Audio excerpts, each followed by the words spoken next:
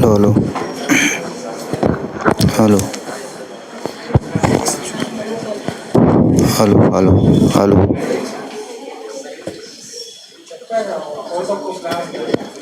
hello, hello.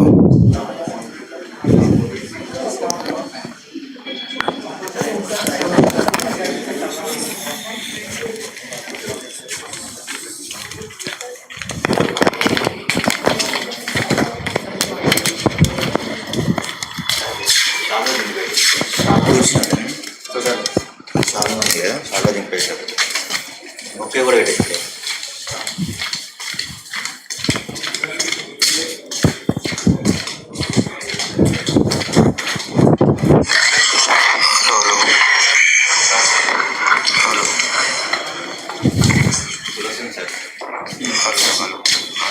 అది ఇక్కడ లోపలనే సార్ చాలా లోపల లోపల ఇక్కడేనా కింద కాదు కదా అది ఇక్కడేనా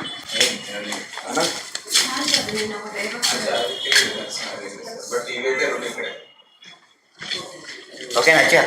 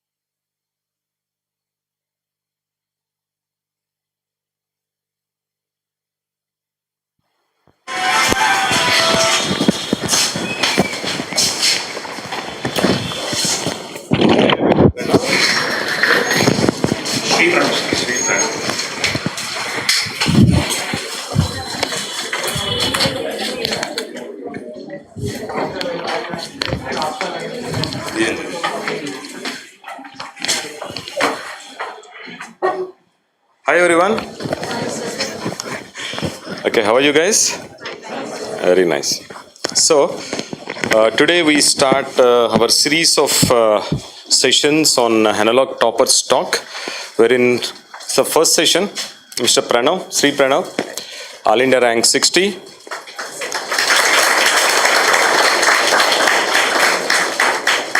And with mathematics as is optional, okay? Fine. So today he is going to share his experiences, his entire journey, And more than that, what is important is clarifying all your doubts or issues or concerns about your preparation. That is more important. Okay. So the journey is something everyone will have his or her own journey, but you people, he is just here not to meet me actually, in fact to meet you guys. That's more important, right? So because you people will be having lot of concerns, lot of issues, and then you might be having a trouble in identifying the right resources, or even if you identified right resources, how to make it happen with those resources. So what to read and what not to read, all this stuff, you can ask any kind of a question regarding this preparation. Right from prelims or mains or interview, or maybe even in prelims also, how to make note making, or how many tests that he attempted finally. Okay, even if he attempted any test, how to maximize benefit out of that test. Whatever it is, whatever kind of a small question that you have, you can ask him. He is ready to answer all those questions. Got it? Kanisa 1 hour and adgal questions. Okay, fine then. Okay, thank you so much for coming, Pranav. ఒక 2 నిమిషాలు అలాంటి bouquet కూడా వద్దా? Bouquet పిల్లలు ఇస్తారు వద్దా? బా నువ్వు సూపర్ అబ్బా, ఇట్లాంటి వాళ్ళు కావాలి మనకి. Okay fine then, thank you so much. Okay, and now this is your stage.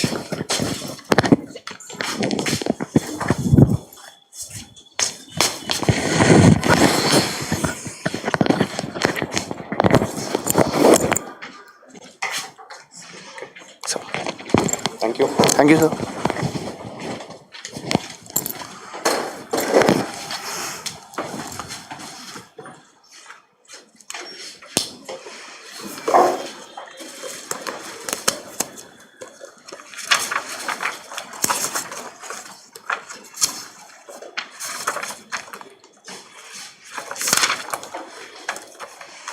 Good morning, guys. Hello, hi. So done with the newspaper? Are you done with the newspaper reading today? No, like it's 10:25. Start your day with your newspaper. Never ever skip newspaper, okay?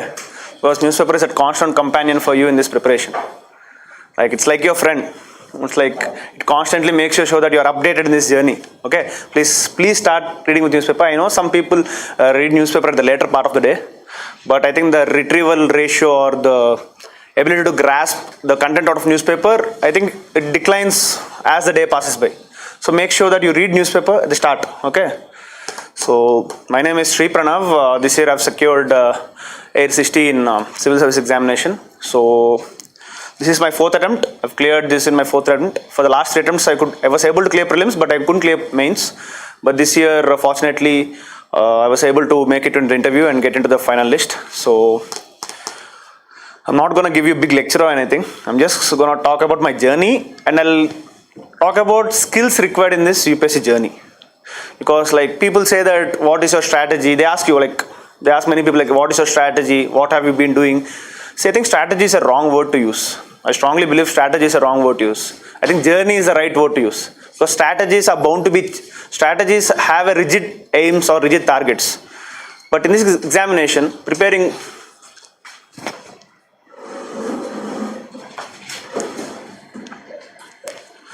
So in this examination, you're going to prepare over 7 to 8 months. Okay.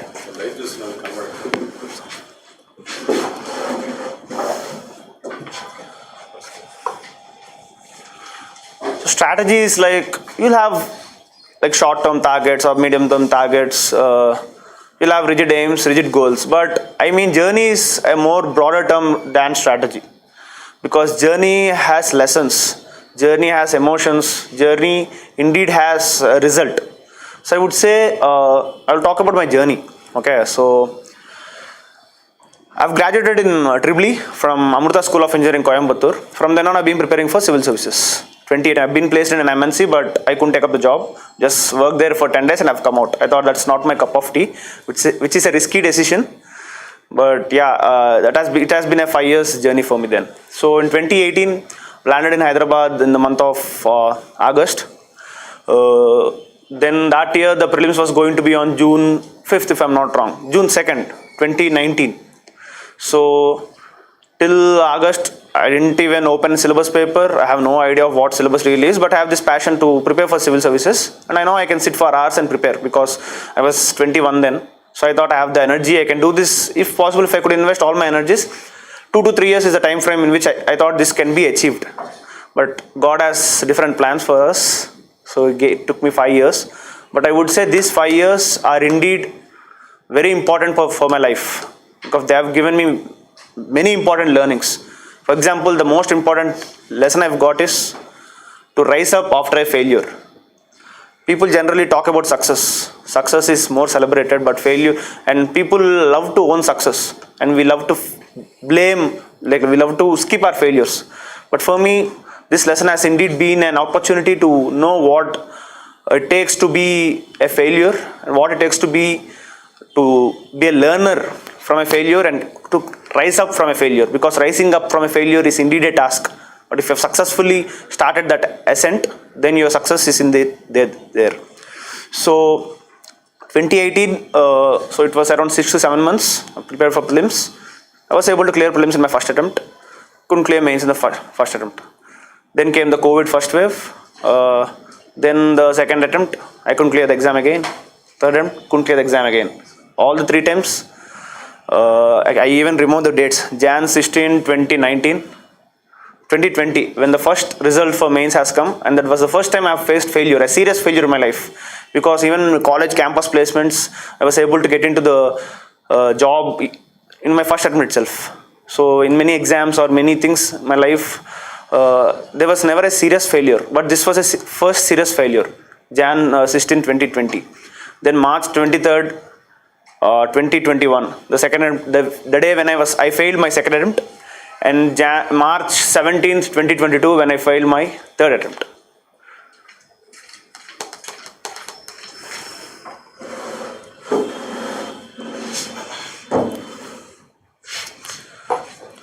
So it's a journey of failures. It's a journey of failures that ended up with success, but a journey of failures with learnings. So I would say this exam, preparation for this exam requires proper skills. By the way, my optional is mathematics. So I'm just giving you my basic intro. My optional is mathematics. This year I was able to score 300. My last 3 attempt scores were around 230, 235, 240. So basically it's those life skills that we require in this UPSC journey, because you might have seen this Aspirants web series, right? I got this opportunity to watch it last week. For the last 2 years, I didn't even watch that series because I thought some people were telling that it has some kind of negative thing, something I'm not sure, but watched it. So in that you have a dialogue, or like it says like the UPSC, like preparing for UPSC itself is like making yourself ready for the administration. That is true. Like you're preparing, administration requires certain skills like persistence, perseverance, consistency, emotional intelligence. I'm going to talk about that word, emotional intelligence, the word that has played a key role in my life.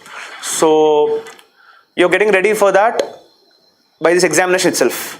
And the examination is designed in such a way that it is recruiting people for the world's largest democracy, for the world's largest populous nation. You're serving the world's largest populous nation, and you're clearing, and you're like writing, you're sitting for exam that is in the top 10 toughest exams in the world.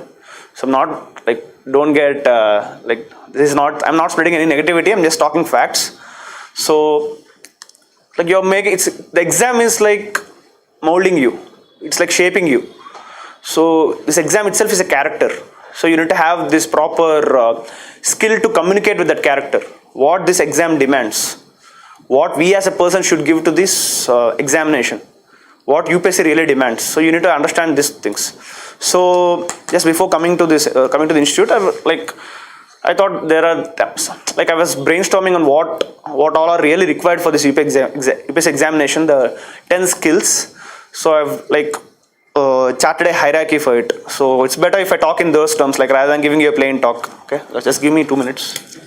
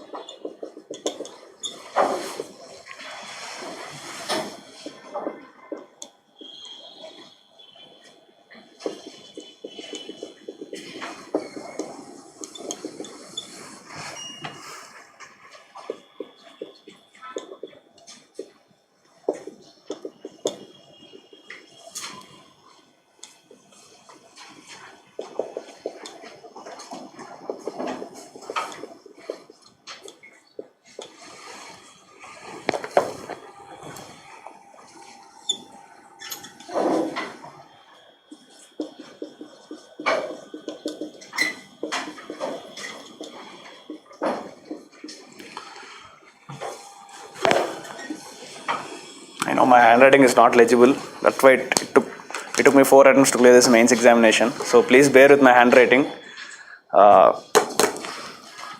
So these are the 10 things I have identified which are essential life skills for UPSC.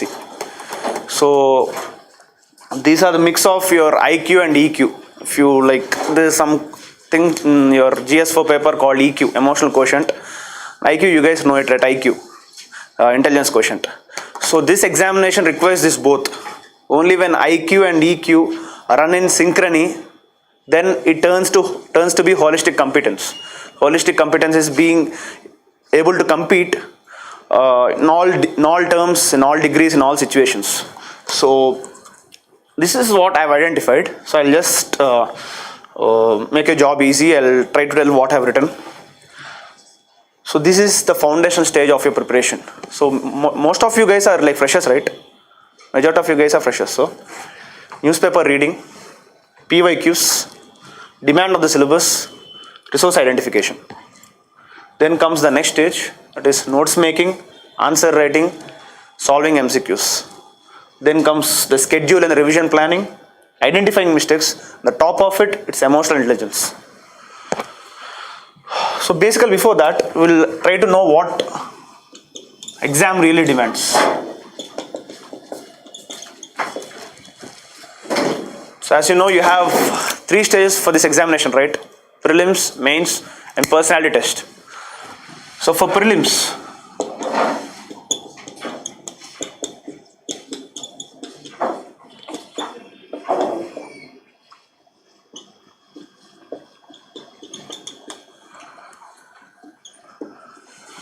basically you're given 2 hours for each paper and you are asked around 100 MCQs.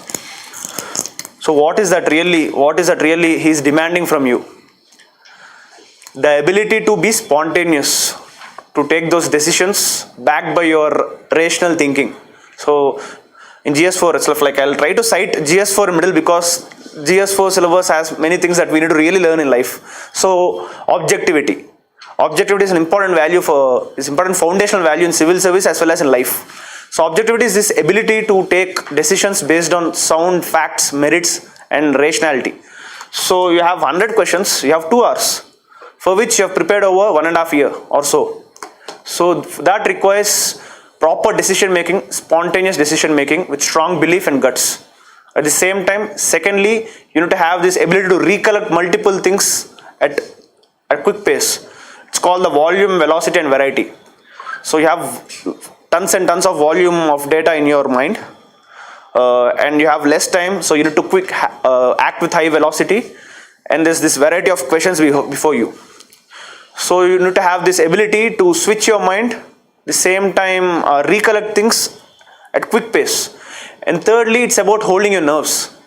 You need to control your anxiety because, for example, in prelims you have 4 sets, A, B, C, D.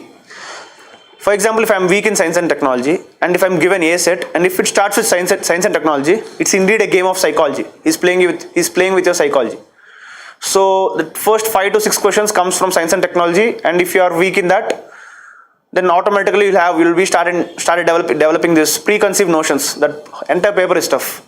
And if you fall in that pit, if you fall in that trap, it's like the next 94 questions are gonna be tough to you. But if you have this mindset of optimism or that confidence you have, if you think that okay, 6 questions though they are tough, but the rest 94 questions are in my hand, I'll try to make 80 out of it. That is what you need to have, the ability to be positive and maintain or hold your nerves at that point of time. So if you observe, these are very much important administration as well in life as well, like taking decisions based on sound rationality, also the ability to manage your emotions. So that is what it's testing you in GS paper. You have multiple topics, questions covered like on the earth, under the sun, anywhere. So your ability to put the right option. At the same time, your ability to be aware. For example, people say current affairs. I've been telling this on other platforms as well. People tell current affairs. It's not current affairs, it's current awareness. The ability to observe things that are happening around you and fetch the important thing that is important for this examination and store it in your mind and use it when the time comes. For example, in 2018, I'm not sure, like I used to travel by bus to one of the coaching institutes. So there, in this journey, I used to read paper, and every day, if I'm not wrong, every Saturday there used to be, even though you have read in Hindu, you have a separate science and technology column. So in that, there's a big paragraph on tensionometers. Tensionometers are those which analyze the moisture of soil. That I have read in 2018, around November or December in my first year of preparation. I never know when it comes or when it really helps me. In 2020 October, in my second prelims, the same question has come. Tensionometers are used in smart farming, so and so some question. So I might not really read it about it, but the time has come and the question tensionometer is there, you'll be able to put the right option. This is nothing but your awareness.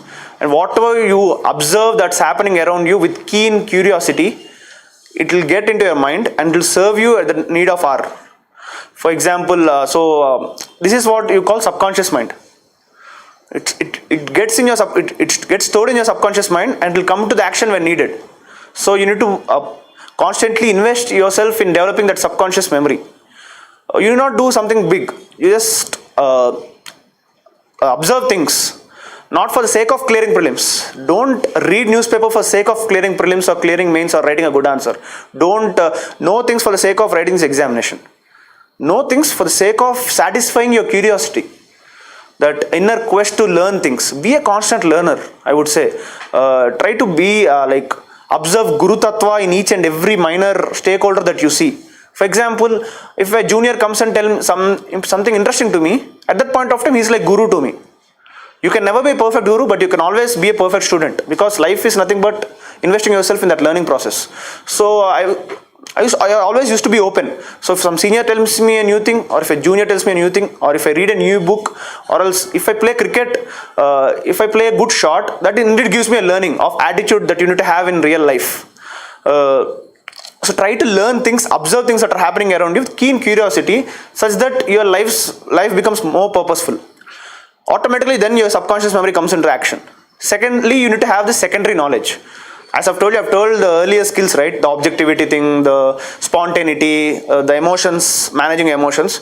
Those are primary skills required for prelims. The secondary skills that are required are the ability to communicate with your subconscious memory, and secondly, having secondary knowledge. Like we all of us have primary knowledge. We read Lakshmikant and we have primary knowledge about polity. But there's something called secondary knowledge, means which are bit related to our things, but we are not so literate about it. That is called secondary knowledge. So secondary knowledge comes to your help for intelligent guessing, to eliminate options, to use your common sense. So this prelims is nothing but testing these skills. You know, this year the pattern has changed.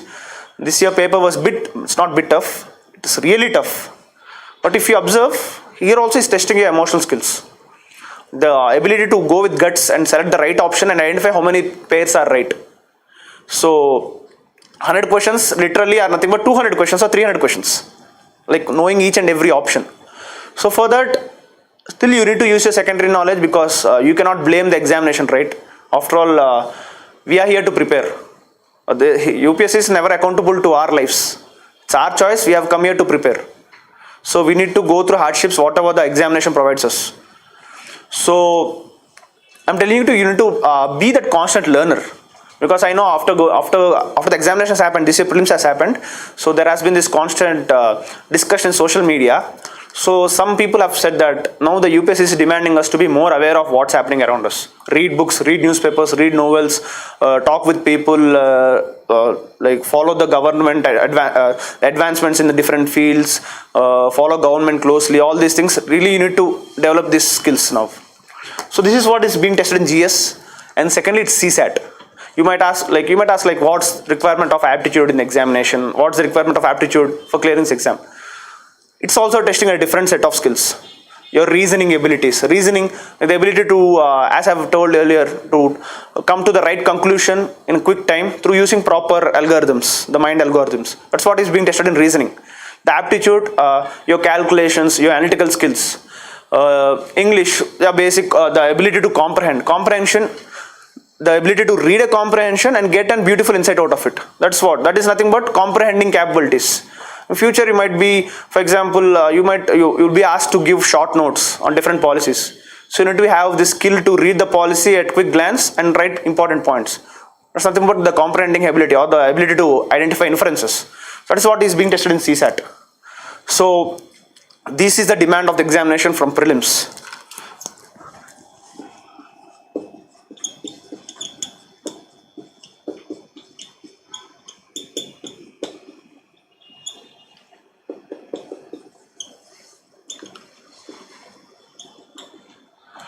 Mains. So here comes your till prelims. The UPSC, the thing which I have observed from the examination is UPSC is trying to assess your personality stage wise. So prelims, it has identified your analytical skills, your confidence or others abilities, but till doesn't know who you are really. The mains is that platform where it is trying to know more of you. So you have paper like essay, you have GS papers, you have ethics and optional. Optional, it is giving you that opportunity to choose a subject of your interest and try to develop skills in that and excel in that paper. It's purely our choice. In ethics, it is trying to see how simply you are identifying things around you, and are you really value literate. Values are very much important in services, like be it the bureaucratic values or the democratic values. So how literate you are with that values, how literate you are with such certain ideals. So keeping that very simple is what it is being seen in ethics. Essay paper is as well. You will be given 8 questions and you will be asked to write two essays. So it's again the play of choice. You need to choose things. So here also comes your important decision making, your creative skills, your presentation skills. So it's trying to know what you really are. Your writing skills, the ability to present an answer, to write a 250 words answer within 11 minutes, put in those important points such that the reader can understand it. He is asking whether you can really identify the demand of the question. So these are the different skills being tested in the mains. At the same time, it is a test of endurance. Writing 9 exams over 5 days, 2 exams per day, literally 6 hours with just 2 hours of break. At the same time, each and every paper has multiple subjects. For example, GS1 you have 3 to 4 subjects: history, society and geography. GS2 you have polity, governance, IR. GS3 you have 5 subjects. That's a dynamic paper. You have economy, science and technology, ecology, whatnot, everything. So the ability to switch your mind again. You need to write an ecology question, at the same time the next question comes science and technology. The next comes the internal security. So the ability to switch your mind, at the same time writing 20 questions in 3 hours where your speed is required. At the same time there is this thing called brevity, writing in brief, at the same time meeting the time's demand. So it's a test of endurance, at the same time it's a test of your switching capabilities and writing for 3 hours. So it's a mental strength test as well as physical strength test. So that is what is being tested in mains. And third comes the interview. It's not the interview, it's the personality test. He's not here to test your knowledge, because once you've cleared mains, then that it just shows that you have a basic awareness of the syllabus, basic awareness of things around you, and you know what, you have some knowledge. So it's a personality test. So in the third stage, it is really seeing you. The second stage, it has just seen your writing skills, your comprehending skills. In the first stage, it has seen your analytical skills. But in the last stage, it's really seeing you. It's seeing how you speak. It's seeing how you are listening. Speaking and listening are very much important, and the final stages in assessing a personality. So it's seeing how you are giving answers. Whether even though you are giving a wrong answer, whether are you able to deliver it with confidence or not. So those 20 people say, like, how can you really assess a person in 25 minutes? That is a debating topic. But in those 25 minutes, if you are able to present yourself really well, irrespective of score, you need to satisfy your conscience that I have showed what I am to the board, because that is the personality where you can knock the door of the UPSC and tell them why you are here, right? So stage by stage, you are really getting open to the UPSC. So this is what this exam is really seeing from us. So this is the demand of the examination. So I'm coming to the main thing, the journey, the skills that are required for the journey. I'll try to sum it up in some 50 minutes. So I'll be open to your questions, because I know I'm sounding boring, but yeah. You got newspapers, right? Who all have newspapers with you? Phone, PDF, right. Hindu. The first skill, the very important skill in your preparation.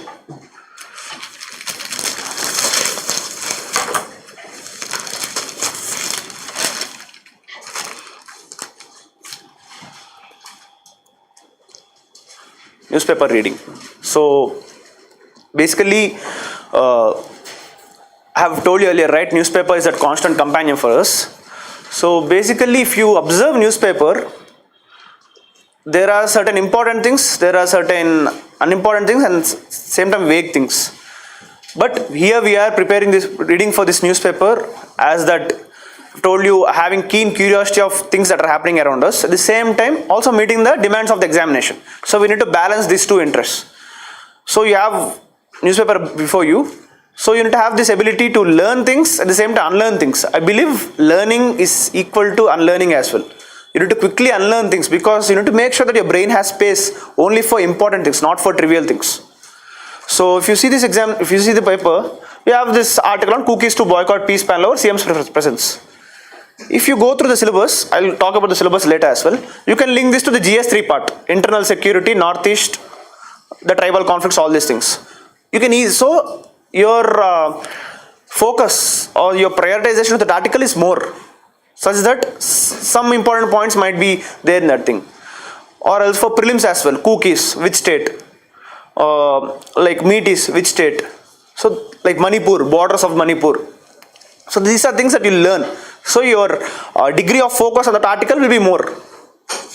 Next comes cyclone. Cyclone also you have disaster management. Why? For example, see, if you see cyclone Biparjoy said to hit Kutch. Cyclones hitting the eastern coast is the routine thing that we see, because being vulnerable, the Bay of Bengal is more vulnerable to cyclones. But cyclones on the western coast and the Arabian Sea are relatively low. But for the past 10 years, thanks to climate change, you can see more cyclones hitting the west coast. Tomorrow there will be a question like this. There was a question, why the frequency of cyclones over the west coast has been increasing. If you see here, the cyclone is hitting Gujarat. So definitely if you read the paper, somehow today or tomorrow, definitely there will be a reason in that article why the cyclone is hitting the west coast more frequently. So I'm telling that's how you identify the article, very important article. Then if you'll go to regional things. Regional things, there are some issues concerned with politics that we need politics or criticisms, all these things, because that's not a cup of tea, for at least for this preparation. Then you'll come to south. South method, if you see delayed rains may hit idle power production. So at least you'll get some literacy, how idle power really works, idle power, challenges for idle power. So future may challenges for idle power generation. You can write one answer, one topic, delayed rains. Climate change is leading to delayed rains, or El Nino effect leading to less rainfall, leading to less reservoir capacity. So your one article might turn into a 1 point. That's what I'm saying. So then comes the editorials. So in editorials, make sure that you also see the author, at the same time see the content. See, if you see today, you have literally all the 4 things on your editorial very much important. Manipur, a rude reminder of northeast tensions. As I've told earlier, GS3, internal security. You can go through, if you read between lines, you'll really get some beautiful points which you can add to the notes. Then comes the amplify the subject of adults and girl nutrition. Girl nutrition, human capital development, they're linked to it. Because if the girl during their early stages, if they have been given proper nutrition, then she turns to be a healthy woman. So the better way to solve many social issues, or like to solve health issues, are to invest in your woman. This is what Barbara Bush has told. Like the smartest way to develop a society is to invest in the woman. So if the girl is, for example, there are many women are like 50% of women in India are facing the issue of anemia. So if they're given proper food, proper nutrition supplements to those poor people from the poor economic backgrounds, if they're given proper food, then they'll turn out to a healthy mother. Then she can invest herself in work, in her education. So these are called intergenerational outcomes. Then the mother will be able to nurture the child more healthily. Then the child turns out to be more healthier. So the next generation, the human capital starts developing. He'll be, for example, if you are not given proper food, you cannot work. If you cannot work, your poverty, your wages will be less. That will in turn affect your income condition. See, the ability to link multiple things. So that's what, if you go through things, you can do, these things are really conveyed in this article, if you see. So analyze that thing. So for example, adolescent girl nutrition or women issues comes in GS2 paper. Or in GS3, human capital development. Nutrition is an important thing for human capital development. Human capital development means having proper education, health, means humans as an asset to the nation. Human resources as an asset to the nation. So these things are really conveyed in this article. Then you have communal violence thing in that, another editorial thing. So communal violence again comes in GS3. Then if you see the opinion paper, you have governance cannot identify holdback bills. Means power of governor, discretion powers of governor, you have it. Last year I think there was a question, write short note on the discretionary powers of governor. Lakshmikant mein to separate hai, pura. You have a separate thing anamata. So discretionary powers of governor, constitutional discretion, situational discretion, things like this. Okay. So if you read this, you might not know, tomorrow this will be an important. You can give an example. For example, certain issues have been happening in Maharashtra, Rajasthan, West Bengal. There is this constant tussle between the CMs and the governor. So these things can be highlighted. Some examples in this article can be used. Then you have the political things, political articles, you will not see. So have this ability to fetch what really is important from newspaper. Then comes your today you don't have paper on finance or economy, business paper.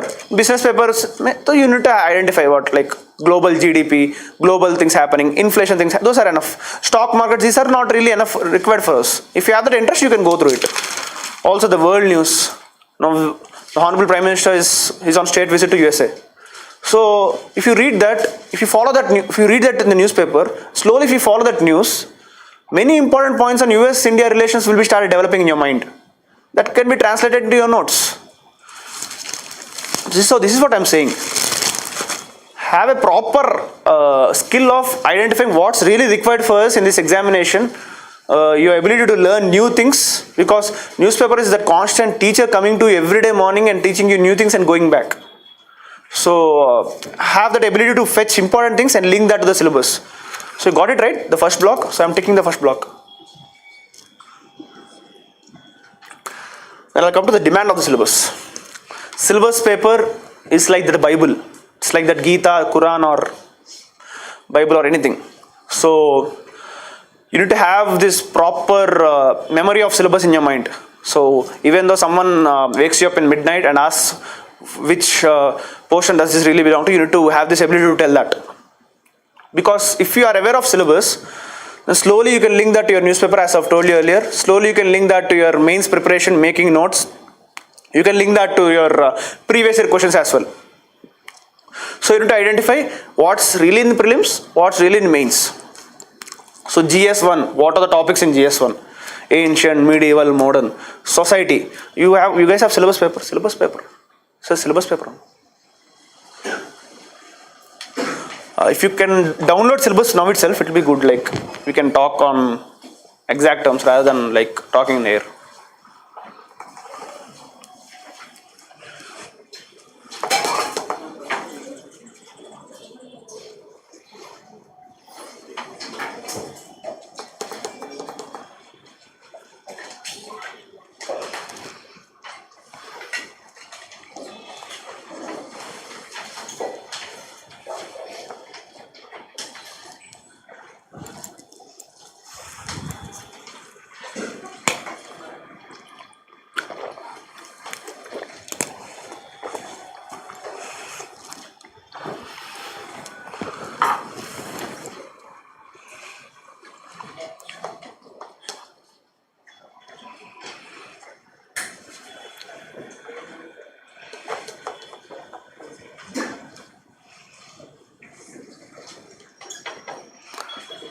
So syllabus paper, like it's really needed because you need to divide your syllabus into two parts. What's required for prelims, what's required for mains. What is there in the syllabus of prelims, what is there in the mains. Then how to develop notes for prelims, how to develop notes for mains. How to revise for prelims, how to revise for mains. So syllabus is that important.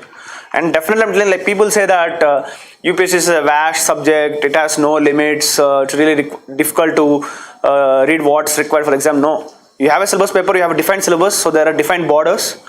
The length and breadth are fixed. It's all about depth. You need to the depth decides your competitiveness in this examination. So if you see in prelims, just basic things. History of India and Indian national movement. Nothing but history of India, ancient, medieval, modern history, Indian national movement, Indian and world geography. So you read geography, physical, social, economic. You have Indian polity and governance, economic and social development, which talks about your economy, financial inclusion, rural development, all these things, sustainable development, poverty, then ecology, biodiversity, climate change. So, and it is there that do not require subject specialization. So these are general studies. These are not academic studies. So ecology, biodiversity, climate change, they do not require subject specialization. If you have that basic knowledge, it's enough. For example, there's this question on which gases are emitted if you burn the stubble. Telugu okay kada? Telugu kontamandiki like right. Okay. So if you burn the stubble, what are the gas emitted? So you need to have this basic idea. Basically, carbon monoxide is emitted, sulfur dioxide is, all the greenhouse gases are emitted if you burn the stubble. So it doesn't require you to be a great ecologist or be a proper environmental studies student. No. So this is the prelims. So we'll try to see those overlapping parts and try to divide the examination into prelims and mains. So if you come to the mains paper, you know, history, you are reading it for prelims, you are reading it for mains. And geography for both examinations. Then in GS1 paper, you have society. This is not truly covered in prelims. For example, prelims, you need to be aware of some facts on cyclones. In mains, if the question is asked on cyclone, you will try to write all those facts here. But in society, women issues or the issues of social empowerment, regionalism, these questions might not come as prelims facts. So society is that different thing. Okay. Then polity, you read for prelims and for mains. But governance, you don't really read. You read schemes or constitutional bodies, but you don't read what's certain important core concepts of governance in prelims. The international relations. In prelims, you read international relations from point of political things or the conventions or the different multilateral organizations or the borders of different oceans. This is the thing you read in prelims. But in mains, you really read relations. It's there, right? Events of international importance. But in mains, you read international relations. So ethics, you don't have a paper of ethics for prelims. So you basically develop this skill to know what is required for prelims, what is required for mains. So from there starts your building of notes. Okay. So for example, society, people, the basic mistake that I have been observing from various aspirants that I have interacted with over the last 4 years is the main emphasis is on prelims. It's like if you clear prelims, it's enough, mains can be managed. Or else if you read what is required for prelims, mains can be managed. For example, people generally concentrate on 5 to 6 subjects like economy, history, polity, geography, science and technology, and ecology. But we are like, there's this we are criminally underrating subjects like society, governance, internal security, ethics.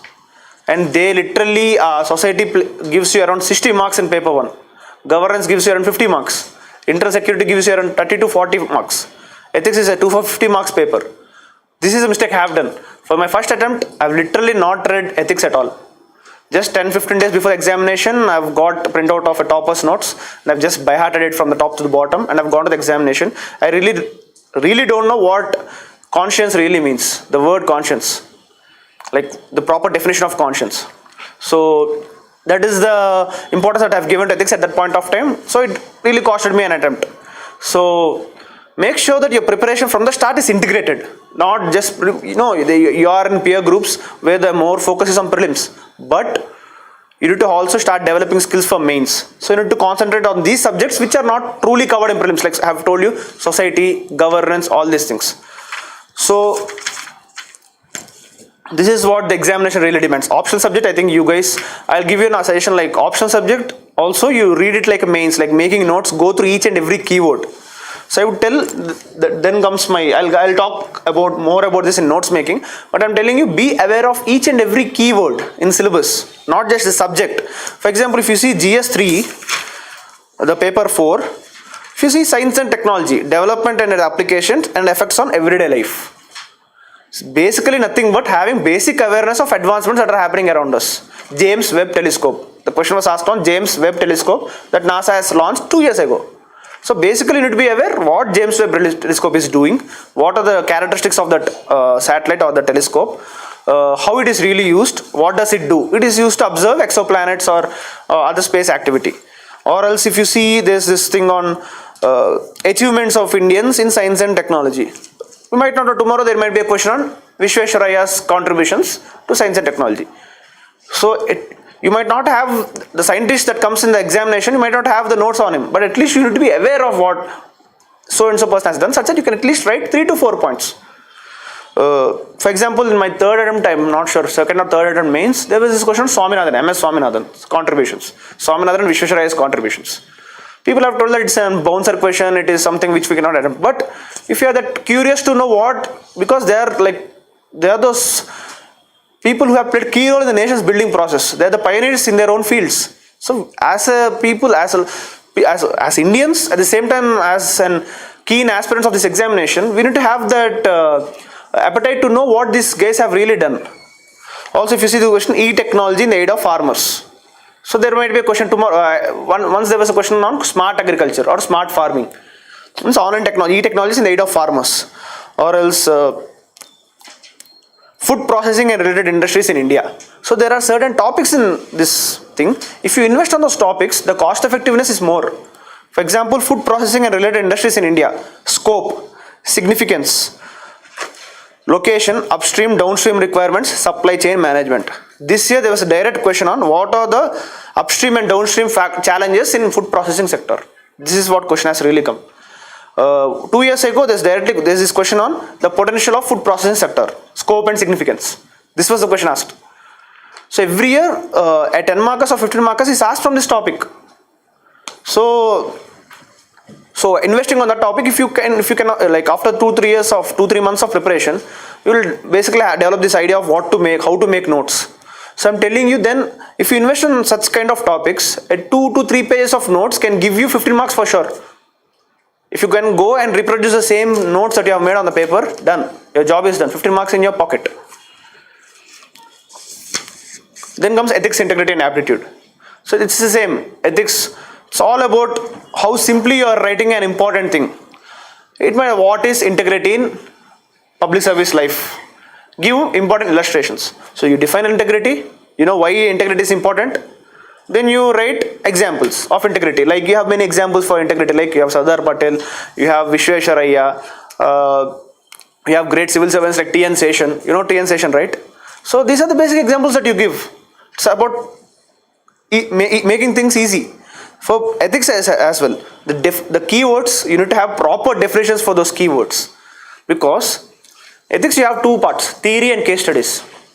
In theory you will be asked questions on syllabus, but case studies are applications of those syllabus.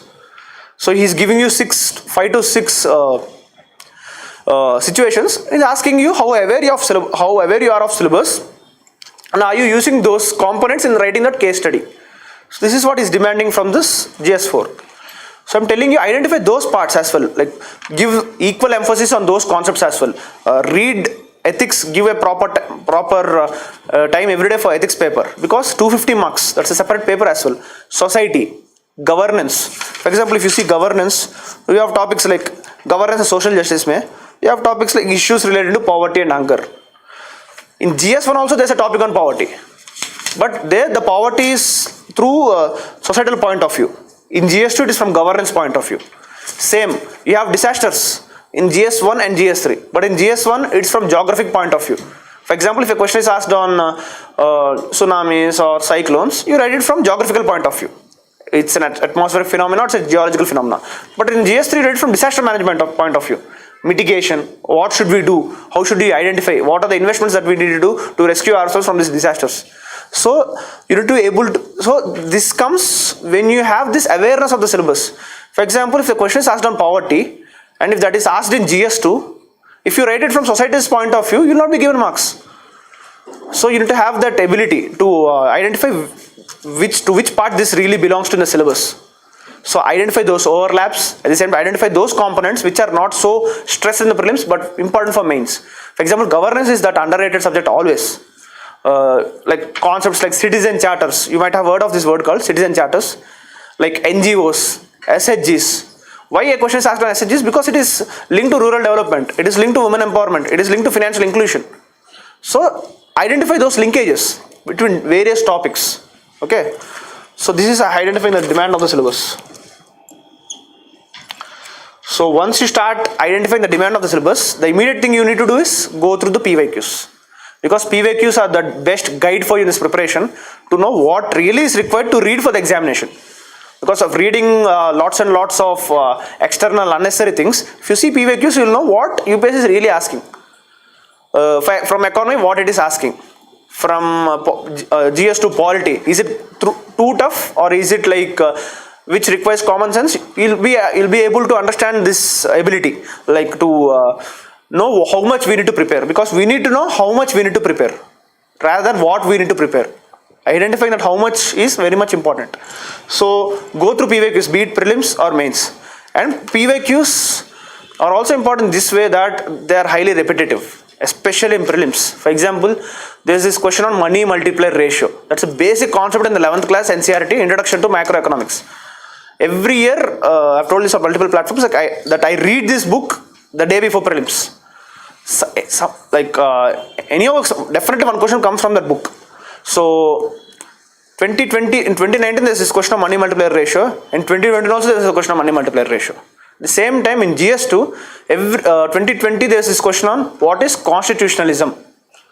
Even in 2022 also there is a question on what is constitutionalism, prelims mein. So there is this repetition, at the same time the ability to identify how much is required. So go through PYQs. If I'll strictly recommend you an exercise.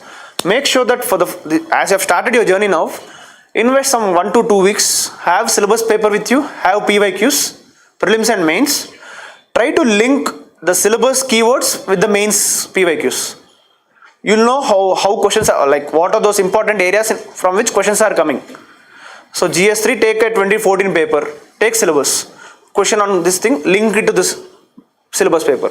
Do that exercise, slowly your appetite for syllabus starts getting internalized in you. You'll know what syllabus really is, how questions can be framed. Okay, do that exercise. So then comes resource identification. So UPSC market is growing by leaps and bounds, it's getting dynamic. There's lots and lots of relevant as well as irrelevant materials circulating in and around. So it requires a smart mind to identify what really is required for this examination. So that cost benefit ratio is very much important. So you need to be smart in picking those resources that gives you maximum output with minimal efforts. For example, for history, mains, modern history, people might suggest like big books like Bipin Chandra's India Struggle for Independence. But if you read Bipin Chandra's NCERT, that's more than enough to make some good answers. If you're a bit more interested in that, if you have time, you can read that India Struggle for Independence. There are some books like that. But for mains, really if you read Bipin Chandra's Modern History NCERT, it gives you beautiful points. Rather than going for a big book, you can just go for a small book. So that is what you need to be smart. You need to be like the moment you open a resource, within a short span of time, like 1 or 2 days, you need to know whether this material is really important or not. For example, governance. You not buy big books. If you search basic things in internet, or if you go through second ARC report, you are like aware of the second ARC, right? If you go through the second ARC report, you have basic content on the governance thing. So you not go through big things or big books. You not buy books. You have materials available in the internet. That's what I have done for governance, because you don't have proper defined material for governance subject in GS2. So what I have done is, each and every keyword I used to identify from the syllabus, see the PYQs, analyze what really is demanded in the question, and go through the internet, then I've gone through the second ERC reports or various government documents and make good points out of it. So identify those proper resources. For example, modern history, Spectrum book. If you give a thorough reading of Spectrum, it's enough. Ancient and medieval. If you go through Tamil Nadu NCRTs or old NCRTs, there also you need to be selective. You need to give selective reading of it. Reading between the lines. For example, if you see Mughal, if you read Mughal history, there are many things, many things, because it's a span of like around 200 years or 300 years, if I'm not wrong. So this volume of thing on Mughal history in the NCRTs, but you need to read. For example, administration in Mughal Empire. So there are certain terms like Jagirdari, or else how Mughal land systems used to work, how revenue used to be assessed, or else art, literature, like what are different paintings in Mughal history, in Mughal, like how paintings developed during Akbar era, later Jahangir, how it came down during Aurangzeb. So there's a certain terms which are directly asked in the examination. For example, there's this question called Ghantasala. In what context Ghantasala is the term used in Guptan Empire? So Ghantasala is, if I'm not wrong, the reports. Or else, what is Hundi in Guptan Empire? Hundi is nothing but an letter for like exchange of transactions, something like that. So you'll be given 4 options. You need to identify the right option. So identify those terms, reading those terms between the lines. So be careful in identifying those proper resources. For example, geography. If you read proper NCRT, if you read 11th and 12th NCRT and complement that with various other institute materials that you have, or PMF IAS document on geography, that will be very much helpful. Same time for economy, there's this book called Indian Economic Development, class 11th. It's like this size. So basically what we do is, it's said that during first phase of preparation you read NCRTs and put it aside. No. These NCRTs will be helpful in the later part of the preparation as well. For example, my mains notes, many of my most substantive points have been sourced from NCRTs. The Indian Economic Development, there's a chapter on human capital, there's a chapter on health, there's a chapter on education, there's also a chapter on poverty. So if you read between the lines, there are many beautiful points that you can fetch from the book and add to your notes. At the same time, it's like reading NCRTs is not like opening the first chapter, read till 10th chapter and put aside. No. For example, if you're reading a chapter on poverty, then you'll start with NCRTs, read chapters on poverty in NCRTs, come out of it and go through your main material and read poverty again there. So you need to do a balance like that. Rather than reading full NCRT, give it a full reading and put it aside. No. Make sure that you use NCRTs more and more. For example, as I've told you earlier, there is this book called Introduction to Macroeconomics. It has basic concepts on how exchange rate is decided, how fiscal deficit is being created, or else current account deficit, or how Reserve Bank manages its reserves, different ratios, how GDP is measured, how GNP is measured. These concepts, if you read in NCERT, is enough. You do not go to the big book again.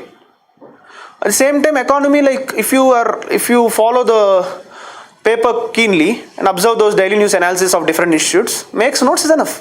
For example, international relations, I have never made a serious note. I have made some notes, but I have never referred to any material as such. For me, newspapers are biggest sources for learning international relations. For example, as I have told you earlier, now you have a Honorable Prime Minister going to USA. So news, slowly you will be having different articles or different news reading sessions on India-US relations. So you need to so make sure that you identify proper resources from internet, from books, from media, anything. So this is my 4th tip. So this sets that foundation base for you in the examination. Then comes your notes making. So I've told you earlier, now you have this idea of syllabus, right? You'll make it into prelims and mains. For prelims, as it is largely factual based, for example, if you read history, you'll make proper timelines of events in your notes. You'll make your shortcuts. For example, indices, report released by whom. So you'll have proper notes like that for prelims. For mains, as I've told you earlier, you'll go through each and every keyword and you'll have proper content on it. For example, if a question is asked on food processing sector, there's directly question on, there's this syllabus thing on upstream, downstream. So what is upstream? You'll write factors, downstream, factors, challenges, way forward, different statistics, or else if you are reading ethics, you will have proper set of examples, quotations, easy definitions. That's how you create your notes. and make it concise such that you can revise it multiple times. So identify each and every keyword and make sure that you have notes for it. For reference, you can go through multiple topper notes, but you do not imitate that process, but see what goes behind in making such topper notes. For example, if you see multiple toppers over the previous years, their notes are very concise. See how they are making their notes, what points they are really covering. Have that as your blueprint and start making your own notes such that you are comfortable with it. Then comes MCQ solving. Basically, I think you might come across this issue where you'll be reading geography, or you'll be reading one subject and you'll go to the next subject, you'll start forgetting the first subject, right? That's basic. That's because your mind, you're not really exercising what you have learnt. You're literally not giving your mind a job to show to yourself, like, have you really read it or not. It happened to me as well. My first preference, like, I used to read geography for a week and then go to the polity for the next week. In third week, I used to forget geography. So the cycle starts repeating again. I'll start reading geography from page 1. So what I used to do is, after reading geography or after covering some chapters, I used to do MCQs there. So I'm literally putting into practice what I've learned. So once you put it outside, your retention power starts getting amplified. So as you have put you have given strain to your brain on working on certain issues, on certain MCQs, slowly your brain starts getting more it reminds more things about that subject. So do MCQs regularly. Like if you're switching some subject to subject, or else if you're going from one topic to other topic, make sure that you do some MCQs. Go through PYQs, as I've told you earlier. Go through PYQs, because that's where you can know that that you have done some work. So you'll get that satisfaction. At the same time, solving MCQs, it's a skill. It's a skill indeed. You don't have the skill because to clear prelims, you need to have that ability to solve multiple MCQs. So I'm telling you, solve those MCQs while you read the topic itself. So go through your PYQs or go through certain question banks or test series that different coaching institutes provide. Have those and solve it then and there. Reading the topic, you solve that MCQs, or else give that some gap and then solve MCQs. Then you'll know where you're going wrong. Then you'll focus on that subject rather than going again from page 1. You'll make sure that I'm weak in so and so subject and you read there. So MCQs is very much important. Then answer rating. So as you start building those notes, as you are getting that mains awareness or the optional that you read, you need to write answers, because 10 markers you'll have 7 minutes, 15 markers you have 11 minutes. So 10 questions, 70 minutes, 11 questions, 110 minutes, total makes you 180 minutes, 3 hours.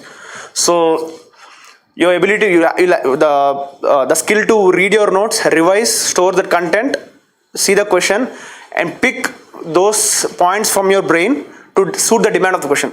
For example, if a question is asked on logistics, you cannot dump everything that you know about logistics. If a question is asked on logistics, you'll see what is it that is being really asked. Logistics challenges, or logistics scope and significance, or logistics different government schemes. There will be multiple questions. So you need to have the content within you. Same time, pick that things from your content and put it to the paper. For that, you need practice. There's this main quotation, like, the more you sweat during the peace, the less you bleed in the war. So you need to sweat a lot, prepare a lot in your home self, writing answer rating. So you might start with 2 questions per day, then make it 5 questions, then make it 10. After some time, make it a proper test, at least writing 2 to 3 tests. So gradually start making sure that you write answers each and every day. But don't just be stagnant at 2 questions per day or 1 question per day. No. I know initially 1 question, 2 questions might take half an hour of time. Doesn't matter. It's natural. Your first answer is always bad. I still remember my first answer. That is very bad. Even I have a proper PDF of it even now. So, but start with it, because you need to put your pen on the paper. You cannot really do all your chantings in the air. Like Telugulo saamata untundi, like మంత్రాలకి చింతకాయలు రాలవు అనేసి. So you cannot sit and meditate and revise things. You need to put your pen on the paper, do work. So 2 questions, then slowly 4 questions, like that. But if you are like constantly writing 2 questions per day, that's also wrong, because 20 questions in 3 hours is different from 2 questions in 20 minutes. Because in 2 questions in 20 minutes, your vision is only on those 2 questions. So your focus is more, so you have the notes, you'll write it. But 20 questions, your vision of your degree of focus is less. You have 20 different things. So your performance in those 2 questions might not get translated to your performance for 20 questions. So gradually keep increasing, 2 to 4, then 4 to 6, then 10 questions, write partial tests, write 1 hour tests, write 45 minutes tests, okay?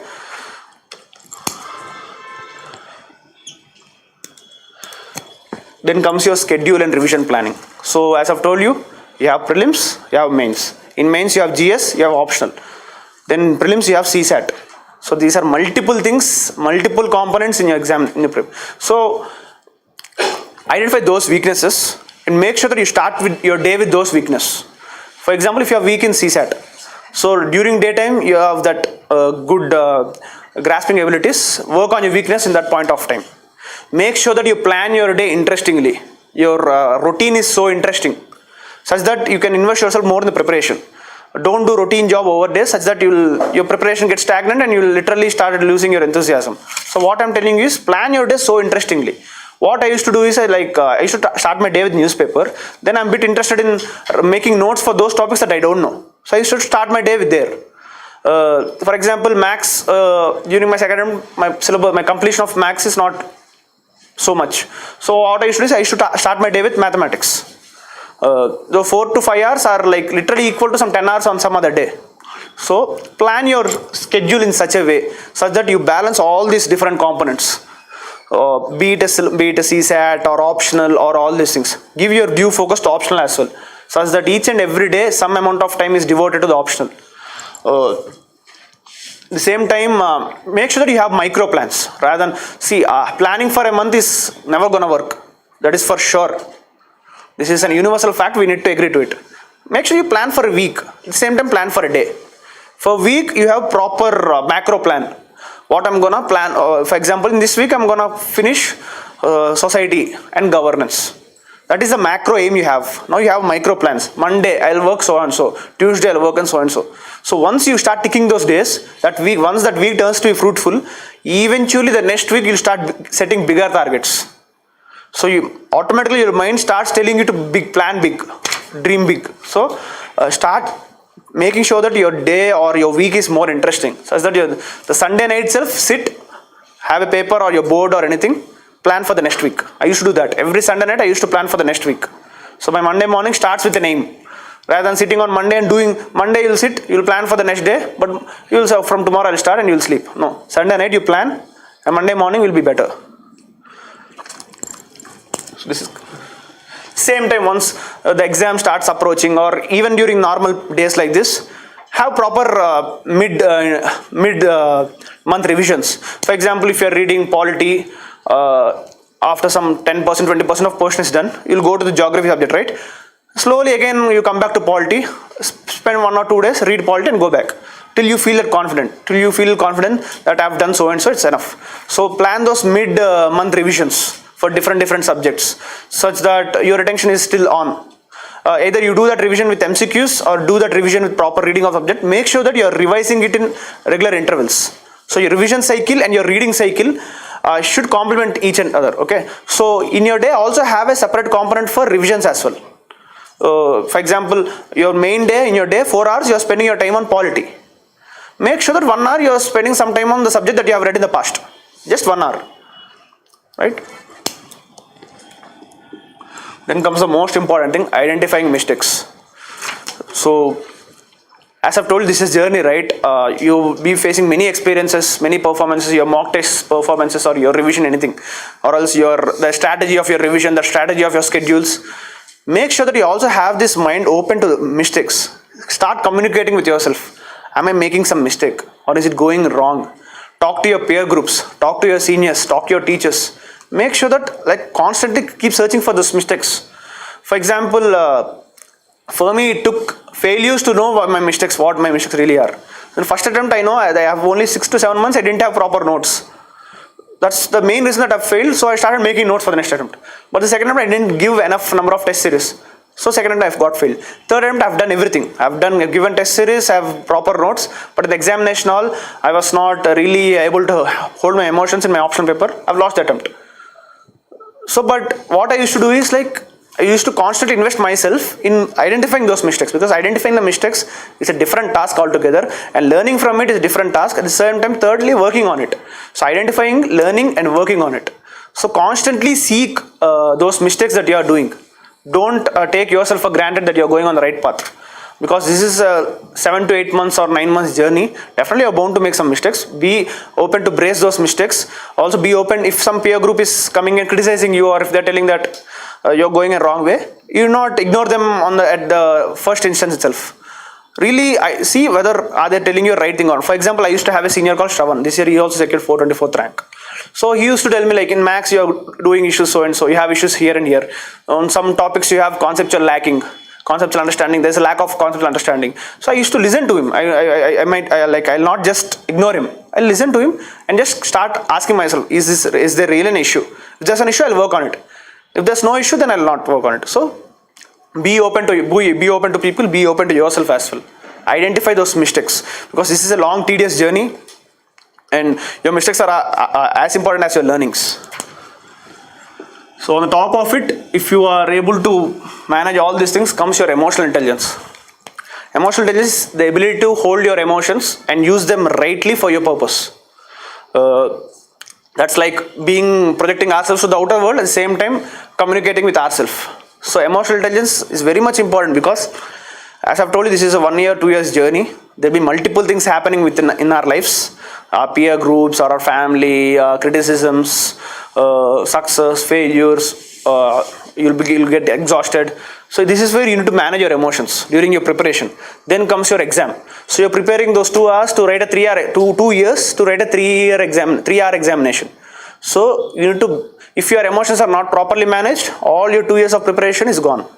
The 3 years decides your 2 years. So for those 3 hours of examination, your emotions are very much important. You need to have this ability to manage your emotions well. For me, it costed me an attempt. It took me 3 attempts to learn that my emotional intelligence was a bit lacking during my optional papers. So 4th attempt, I've gone with an open mind.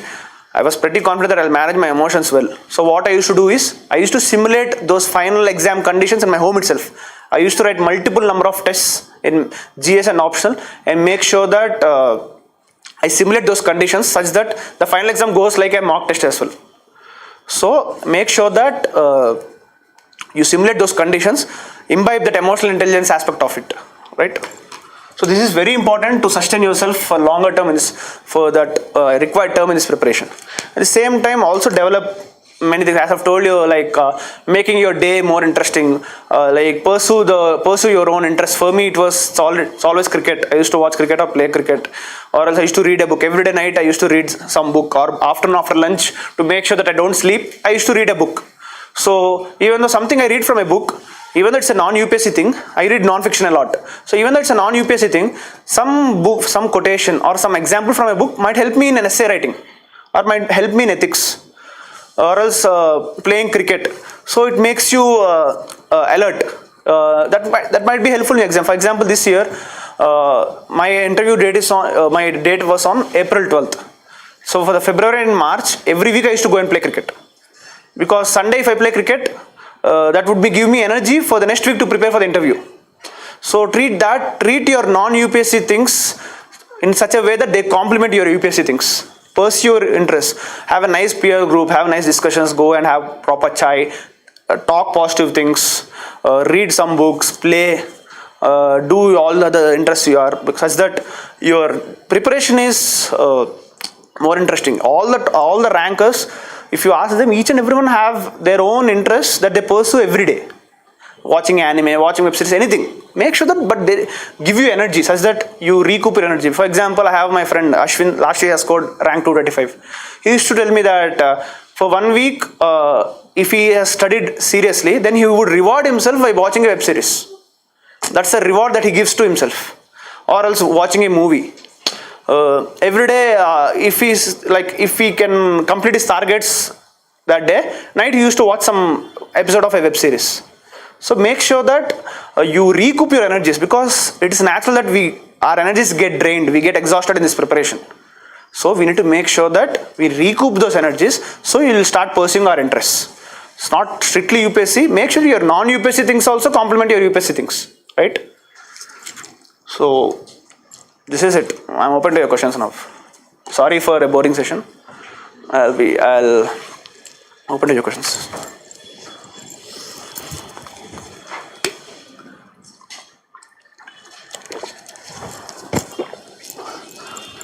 Give me a minute, please.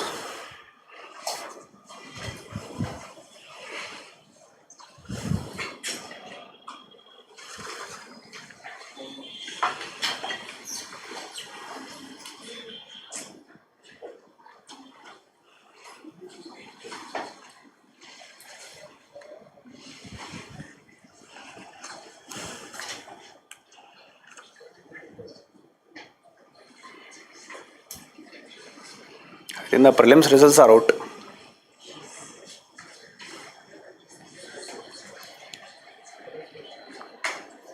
Just a minute.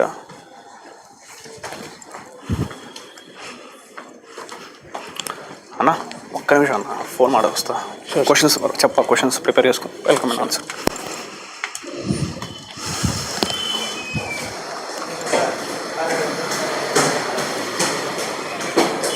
చెప్పరా అమ్మా ఏంద్రా నువ్వు సొల్లు చెప్పాక ఫోన్లేరా బాబు అది చిల్లుకొట్టరా సామె అదే tension వచ్చింది ఫోన్ రాగానే పడిందా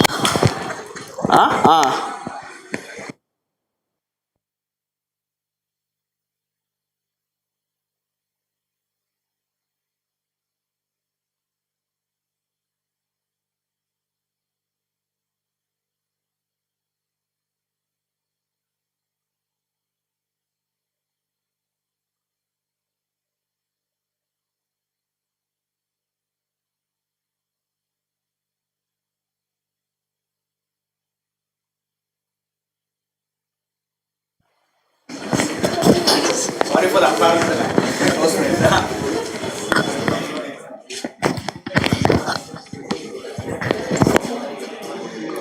educated.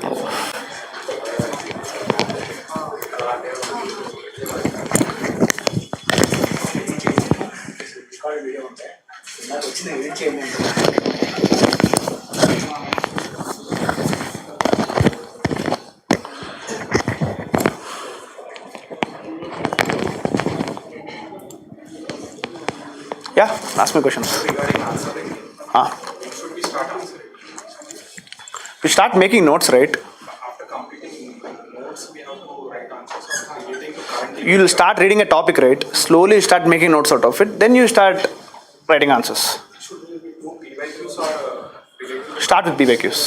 Start with PYQs because the current affairs you'll see many questions being framed in an irrelevant way. Those questions will not be asked in UPSC.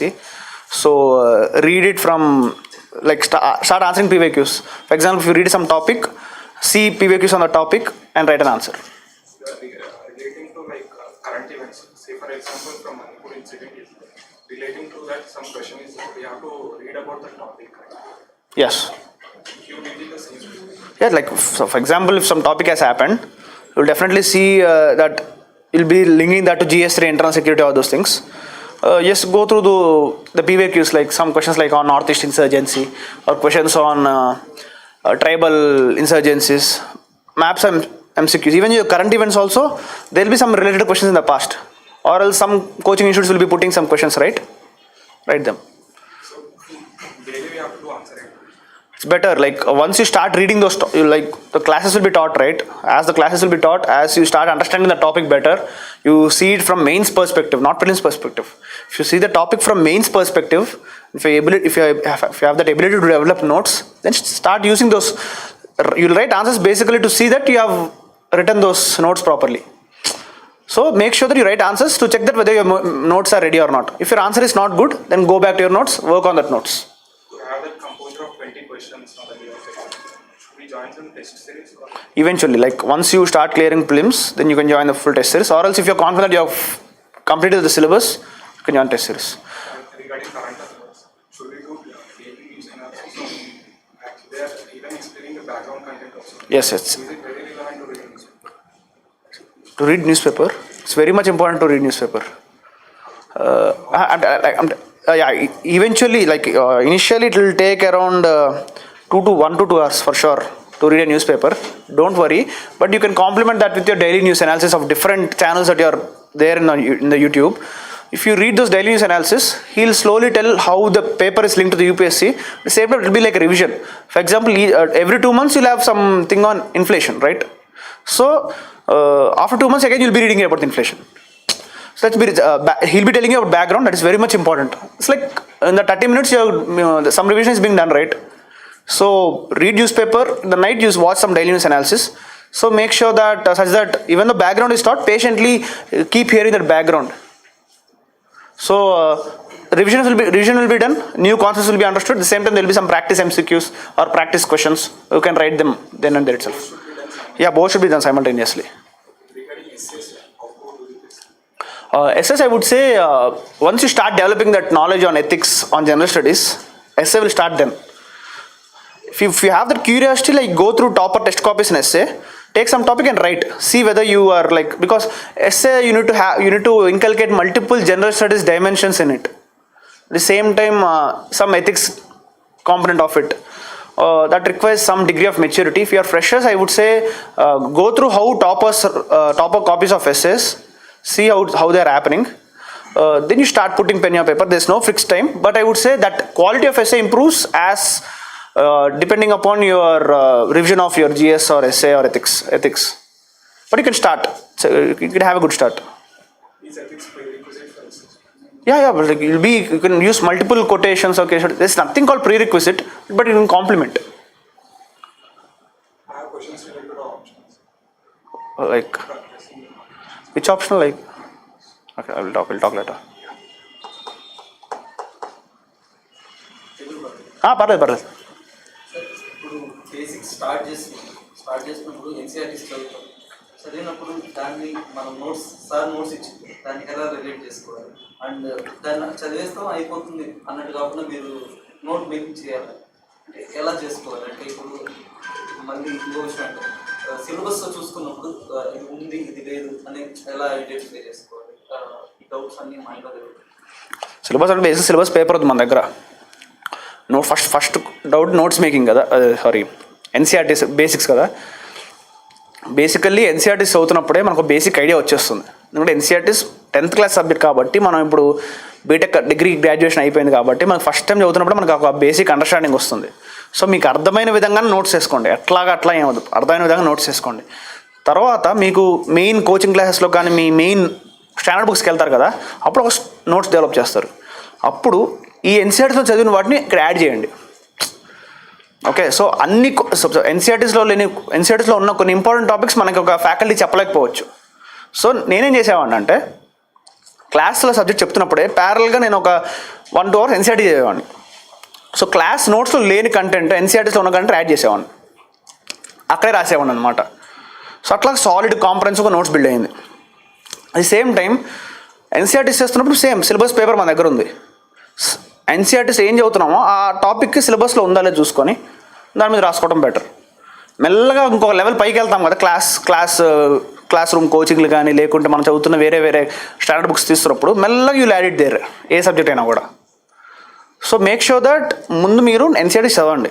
But the same time NCERTs చదువుతున్నప్పుడు ఏంటంటే మొత్తం NCERTs అలా కాదు. History చదువుతున్నప్పుడు Harappa topic చదువుతున్నప్పుడు Harappan ఏజే చదవండి. For example ఫ్యూచర్లో ఇందాక చెప్పినట్టే పావర్టీ మీద నోట్స్ వేస్తున్నప్పుడు పావర్టీ అనే టాపిక్ ఎన్సీఆర్టీస్ తీసుకొని రాయండి. అట్లాగా మళ్ళీ మొత్తం బుక్ చదవకుండా పావర్టీ చదివాక మళ్ళీ ఇంకో పెద్ద బుక్స్కి వెళ్ళొచ్చు మన రేంజ్. అట్లా సిలబస్ లింక్ చేస్తూ start with NCERT, basic NCERTs. కానీ ఎన్సీఆర్టీస్ మొత్తం అని కదా, టాపిక్ అని. ఆ టాపిక్ తీసుకొని రాసుకోవటం. లేదు ఇనీషియల్గా నాకు ఒక రీడింగ్ కావాలంటే మొత్తం ఎన్సీఆర్టీ చదవడం బెటర్. ఓకే, క్లియర్ కదా? Right.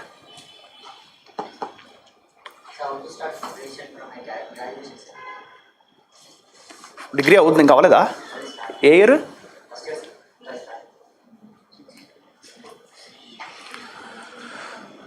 Read news papers.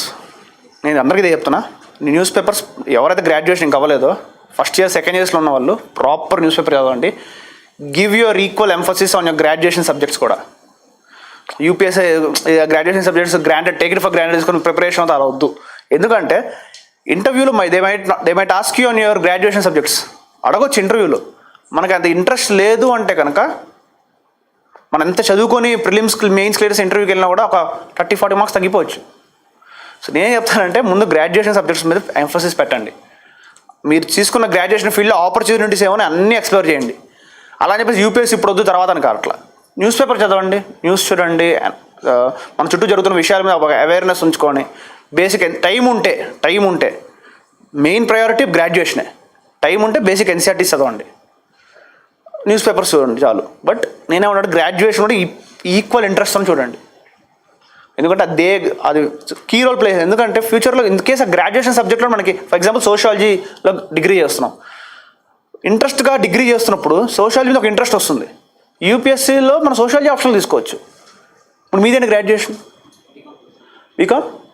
So maybe technical side రావచ్చు, లేకుంటే బీకామ్ అంటే కామర్స్ కదా, బీకామ్ సో కామర్స్ ఆప్షన్లే తీసుకోవచ్చేమో ఒక 2 ఏళ్ళు 3 ఏళ్ళు చదివాక.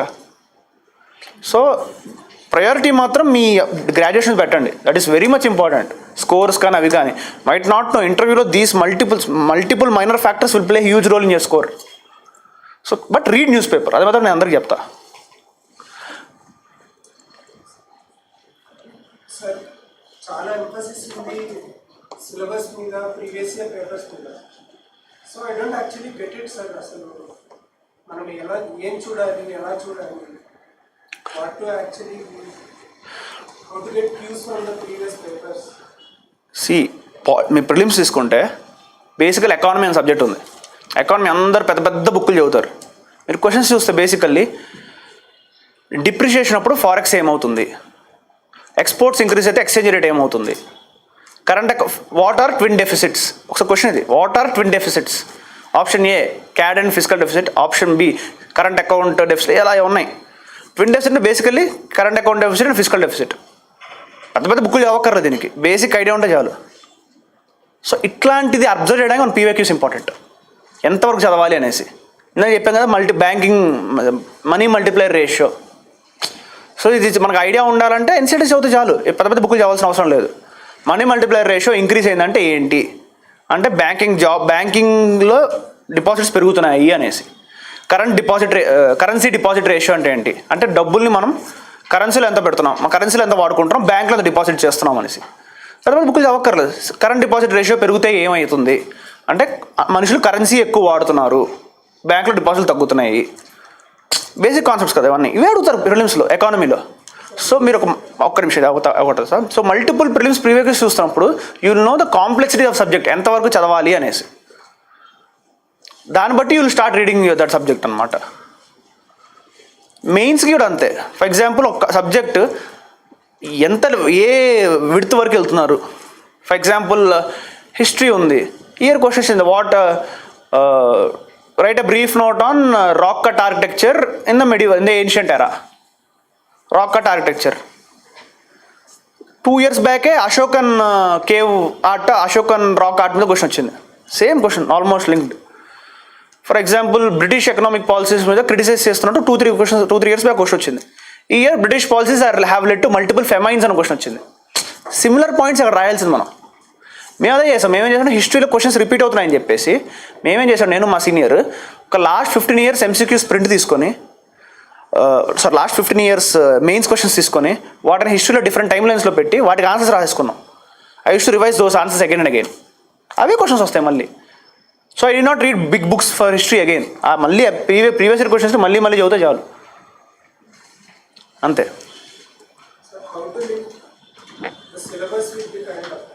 న్యూస్ పేపర్ మీరు చెప్పా కదా, న్యూస్ పేపర్ చదువుతాము, సిలబస్ మల్టిపుల్ టైమ్స్ సిలబస్ ఏంటి అని తెలుసుకుంటే మనకు అర్థమవుతుంది ఎక్కడెక్కడ ఏ సిలబస్లో ఏమున్నాయి అనేసి. న్యూస్ పేపర్ చదువుతున్నప్పుడు ఇప్పుడు చెప్పాను కుకీస్ అని చూడగా నాకు GS3 గుర్తొచ్చింది. ఆంథ్రోపాలజీకి Kuki tribals point of view నుంచి చదువుతారు దాన్ని. So being aware of your syllabus makes you link that to your paper.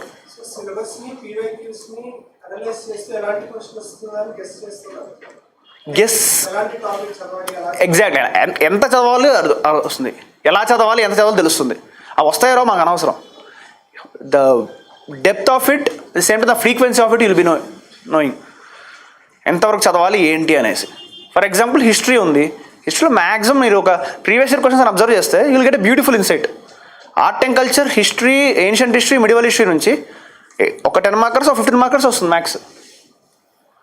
World history నుంచి గత 4 ఏళ్ళుగా ఒకే క్వశ్చన్ వస్తుంది, ఒకసారి ఒక క్వశ్చన్ కూడా రాలా, ఇయర్ ఒక క్వశ్చన్ కూడా రాలా. సో ఇప్పుడు నీకు అర్థమైపోతుంది వరల్డ్ హిస్టరీకి మనం ఎంత ఇంపార్టెన్స్ ఇవ్వాలి అనేసి. ఇంపార్టెన్స్ ఇవ్వద్దు అనట్లే, ఎంత ఇంపార్టెన్స్ ఇవ్వాలో మనకు తెలుస్తుంది అంతే. Note making of current affairs. It better suggest some daily news analysis from any institutes. వాళ్ళు ఏమో మంచిగా రాసుకోవటం బెటర్. మనం న్యూస్ పేపర్ చదివి రాసుకోవటం కంటే కూడా డైలీ న్యూస్ అనాలిసిస్ మంచి ప్రెజెంటేషన్గా చేస్తారు కదా. Any daily news analysis that you see, make sure you see that video and watch notes. Also monthly compilations of anything in the market తీసుకొని మనకు ప్రాపర్ మన సెట్ అయ్యే notes. Also update that with your solid mains notes or the class notes. For example క్లాస్లో మనకి ఇప్పుడు history గురించి చెప్తున్నారు, ancient history, సంగమేజ్ గురించి చెప్తున్నారు. సంగమేజ్ అని ఉంటుంది ఏన్షియంట్లో. ఒక 1 month 2 months తర్వాత సమ్ ఎక్స్కవేషన్స్ ఎక్కడో అయ్యాయి అని వస్తుంది, ఎక్కడో తమిళనాడులో ఒక ఏరియాలో ఎక్స్కవేషన్స్ దొరికాయి అనేసి. అప్పుడు ఆ కరెంట్ అఫైర్స్ గుర్తుంచుకొని మళ్ళీ go back to your history notes and right that thing here. So రేపు మీరు ప్రిలిమ్స్కి ప్రిపేర్ అవుతున్నప్పుడు మీరు మీ నోట్స్లో రాసుకుంటే చాలు.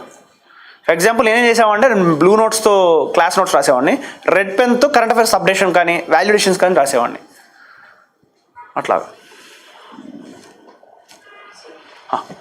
ప్లానింగ్ మీరు వచ్చింది ఇలా ప్లాన్ చేసుకోవాలి 1 week 1 day అంటే ఎగ్జాంపుల్ మీరు ఎలా చేసేవారు 1 day అనేది. అంటే ఇప్పుడు పాలిటీ ఎకనామిక్స్ అంటే డిఫరెంట్ సబ్జెక్ట్స్ మీరు ఒక 1 week ఆర్ 1 dayలో మీ డైలీ రొటీన్ ఎలా ఉంటుంది?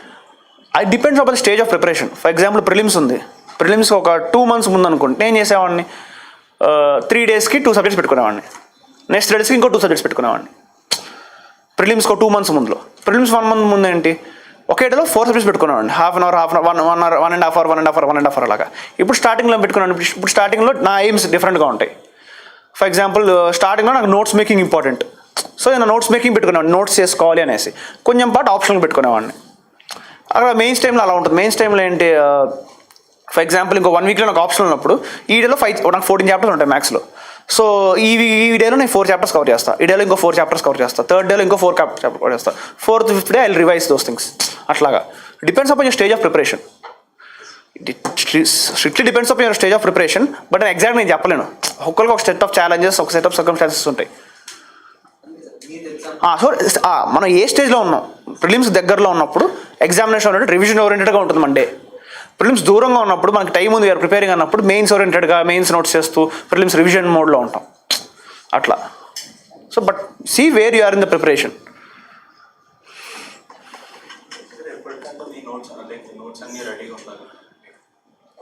బేసికల్లీ నాకు ఫస్ట్ అటెంప్ట్ నా దగ్గర నోట్స్ లేదు.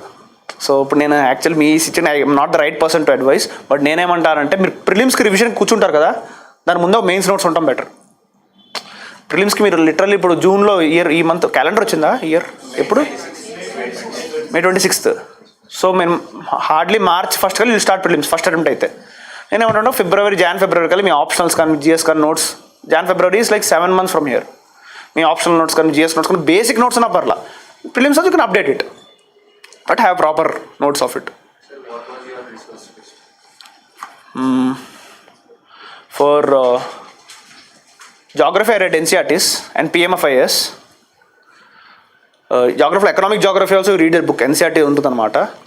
History same old NCERTs. I didn't read Tamil Nadu NCERTs, I read old NCERTs. Spectrum, modern కూడా Spectrum and old NCERT. Bipin Chandra. Art and culture నాకు ఎట్లా ఉంటుంది, క్లాస్లోనే మా సార్ ఎలా టీచ్ చేశారంటే ఆర్ట్ అండ్ కల్చర్ హిస్టరీలో లింక్ చేసి చెప్పారు. Art again thanks for reminding that thing. Art and culture don't see it as a separate subject. Reading history now, reading art and culture, that is like without having a proper idea of Mauryan Empire, if you read Mauryan art and architecture, that doesn't make sense, because art and culture represents the philosophy of that timeline. For example, why Mughal architecture ala enduku undi, mellaga why did Mughal architecture imbibe the elements of Indian architecture, because kings konjam ఆ types లో రావడం. For example, Akbar, he is secular. So Akbar టైంలో ఆగ్రాలో this is something called Panch Mahal అని ఒక monument ఉంది. Panch Mahal has this elements of Buddhism. So basically if you read it separately you will not get that essence of that thing, you will just read it as a fact. But హిస్టరీతో link చేస్తూ you read art and culture. For example if you're reading Mauryan empire, read Mauryan art and architecture. If you're reading Gupta, read Guptan art and architecture. అలాగా. But there are some things like festivals అనేసి లేకుంటే డ్యాన్స్లు ఇవన్నీ అవి బట్టి పట్టాల్సి మనం. Those things which you need to by heart. So those things you make proper notes. Like మార్కెట్లో ఉన్న మెటీరియల్స్ ఏదో ఒకటి, నేనైతే మార్కెట్లో ఉన్న ఏవో చదువుకునేవాడిని. Yeah, you can read this CCRT, government ministry of culture, CCRT. It's a very good book for art and culture. Make sure that you read that in synchrony with your history part. Link your history and art and culture. For example, art and architecture you link with history. For example, మాకు Mughals చెప్తున్నప్పుడు జహంగీర్ టైంలో painting style అలా ఉండేది, తర్వాత అక్బర్ టైంలో అట్లా ఉండేది, అక్కడే లింక్ చేసి చెప్పారన్నమాట ఏ బుక్స్ వచ్చాయి అట్లాగా. So that is for history. Society also like many things in the market. Just go through multiple things. Not here, I cannot like take names, but there are multiple things in the market. You can go through it. Society, just go through the notes first. Like go through the various materials available in the market. Society, there's no solid notes as such. Lakshmikant, polity. If it's Subhash Kashyap, DD Bose, I have never gone through those books. But if it's okay for you, like if you are able to put MCQs, go for that. But Lakshmikant is enough, more than enough. What about Piley? I have never heard the book. Polity?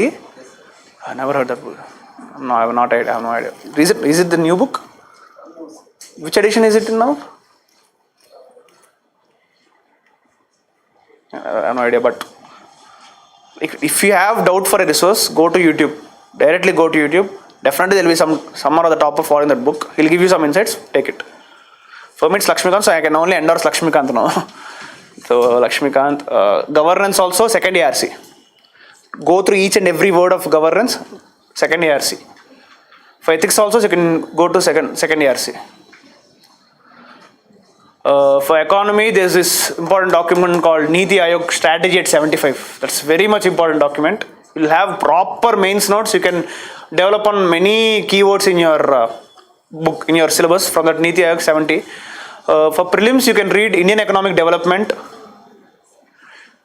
Class 11th, Introduction to Macroeconomics.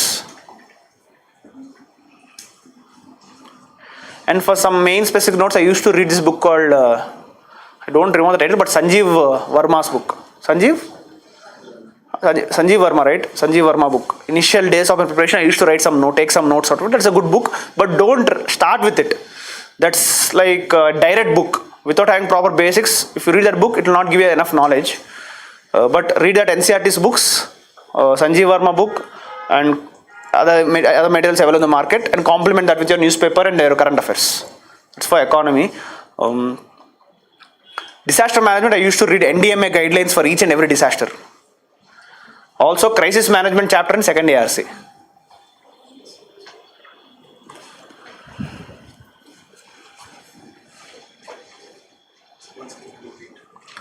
Crisis management chapter in second ARC and NDMA guidelines for each and every disaster. Science and technology, basically newspaper and current affairs. There's no specific material for that. Environment ecology, Shankarayya's book. The book is quite good. Geography, NCERTs and PMFIS. That's a very good document. Yeah. I never read GC Liang, to be frank. First I used to start reading with it, but it's too broad, like it's not required. That level of questions are not being asked in prelims. For example, there's a question on cyclone. The question is like, what happens at the eye of the cyclone? Basic question, like at the eye of the cyclone you have low pressure, low temperature, so the temperature of eye is 2 degrees less than the surrounding structure of the cyclone. It's a basic question, right? Not go to GC Liang or so.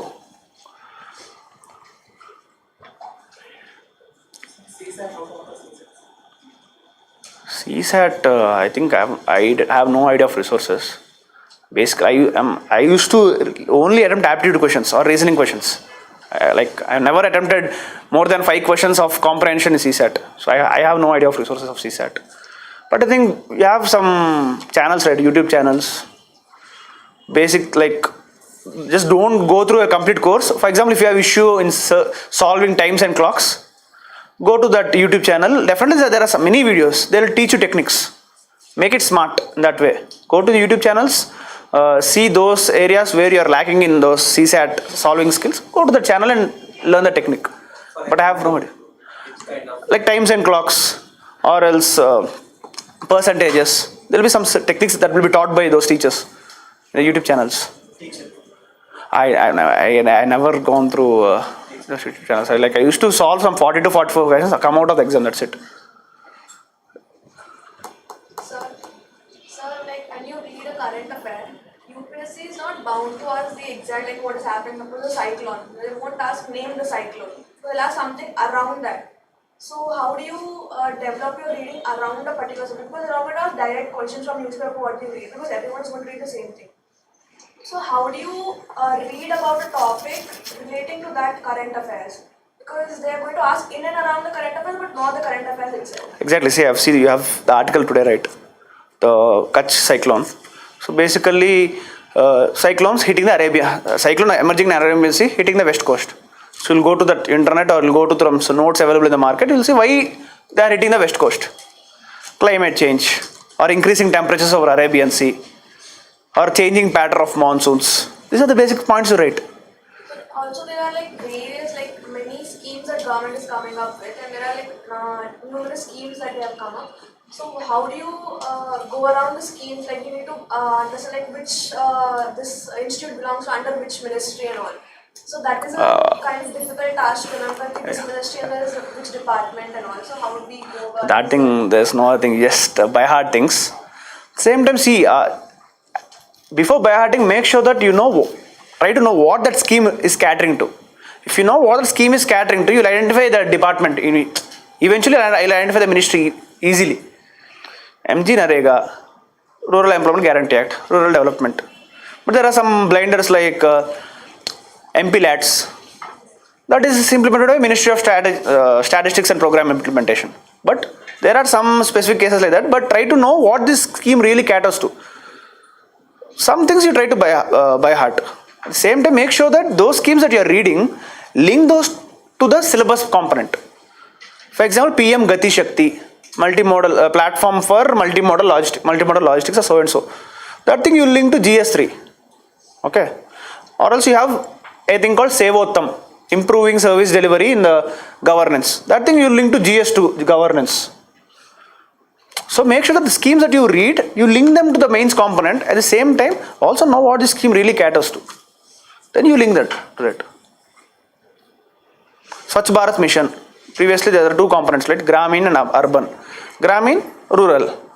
Urban, Ministry of Jal Shakti. That way. Awas Yojana, Gramin, Rural Development. Urban, Ministry of Housing and Urban Affairs.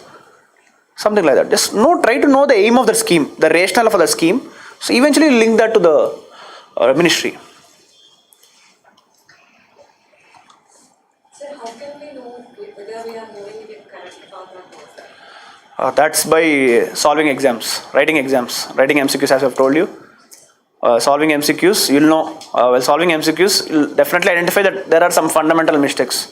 For example, I'll tell you one case. In November 2018, 4 months of my preparation, so one day suddenly I was out of interest, I was solving some polity MCQs. But at the point of time, 60 to 70% of polity is done. There's this question of President's rule. I'm solving this MCQs in a bus. So you know, right, the minimum, like if you'll know it further, like the minimum time for President rule is 2 years. But for every 6 years, it needs to be re-authenticated. So, and it requires simple majority. But I thought that to be special majority and put the option wrong. That gave me huge remorse, huge regret for 2 to 3 days. Then I came to know that is a wake-up call for me to go back, sit, revise polity again. So only through solving MCQs or writing exams or making notes, you'll know that where you are in this journey.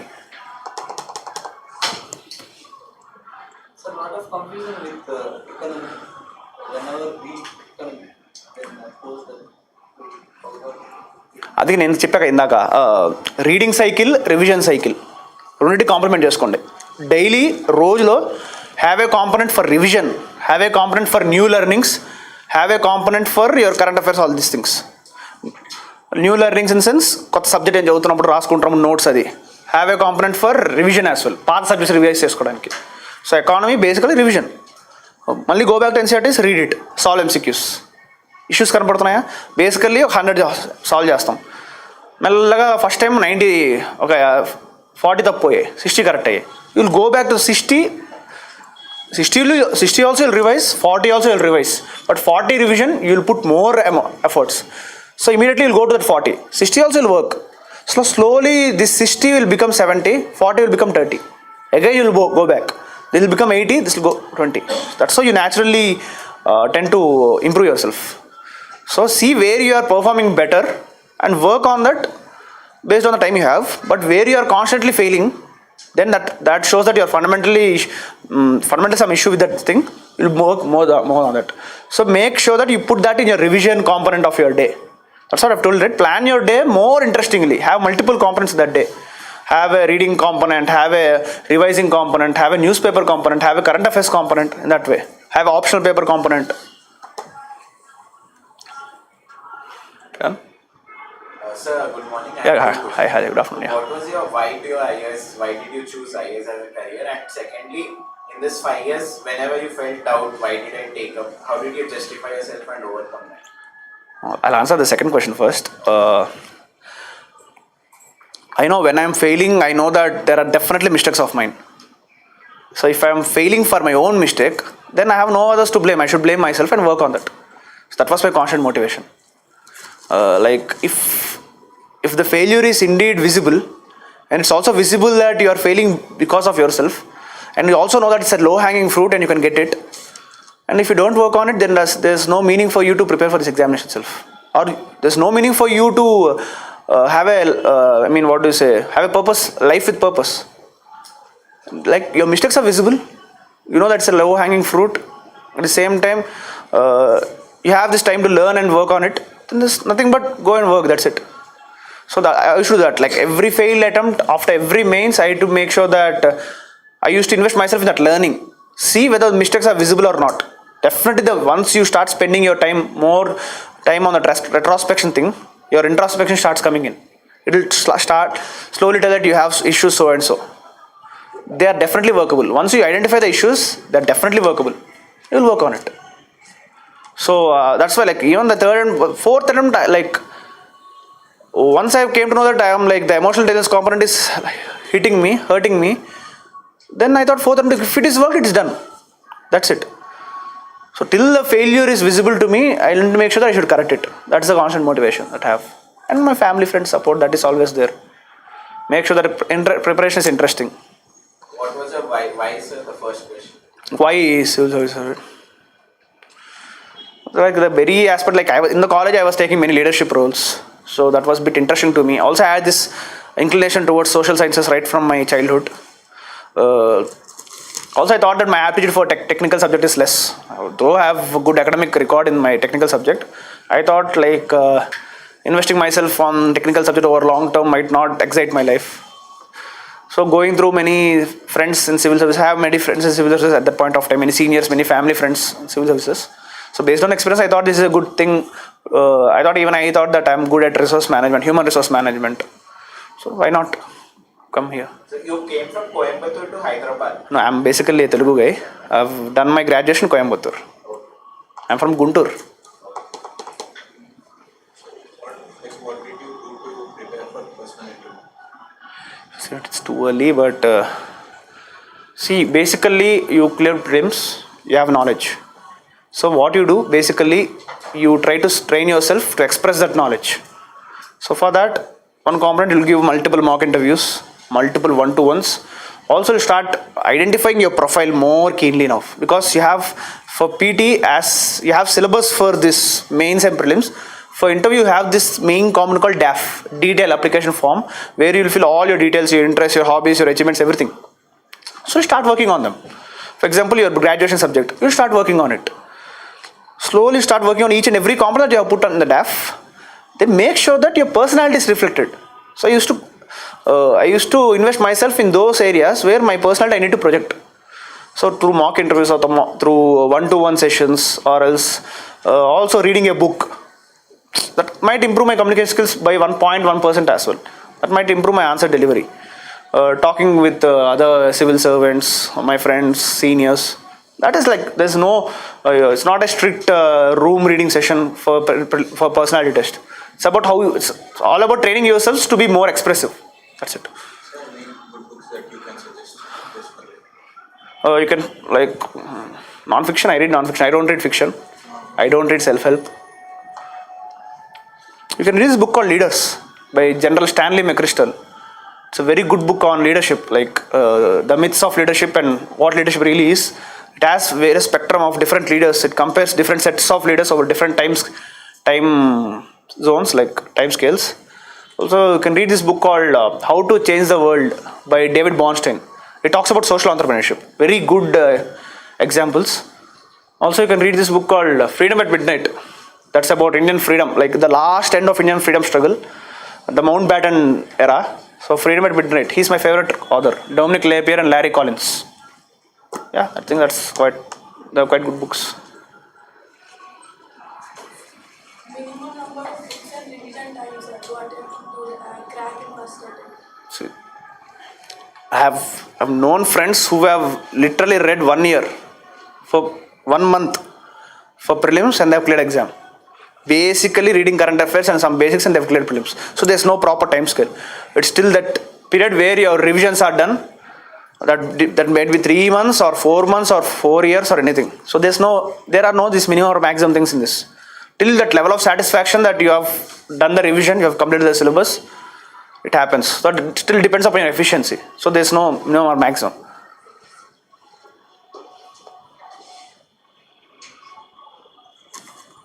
Right? Anything is fine. I used to read Hindu. For interview, I used to read Indian Express as well. For personal test, but one paper is enough. During starting, Hindu is good, or Indian Express also has good articles, editorials. If you have enough extra time for you in the day, read Indian Express editorials. Or else if you read Indian Express, take time to read this. Also read Mint, if possible, read Mint articles for economy. They're very good. Mint. Yeah, sorry, PIB also. Thanks for reminding me. Go through PIB documents every day. Whatever PIB notices come, like the new scheme or new reports, go through PIB documents. Also, every year there will be this year-end reviews of ministries, different ministries. PIB will be releasing an year-end reviews of different ministries. Go through it. So the various schemes, various policies, various programs of different ministries will be highlighted in that document. So, but keenly follow PIB. Sometimes straight questions are picked from PIB and given in the exam. So read PIBs.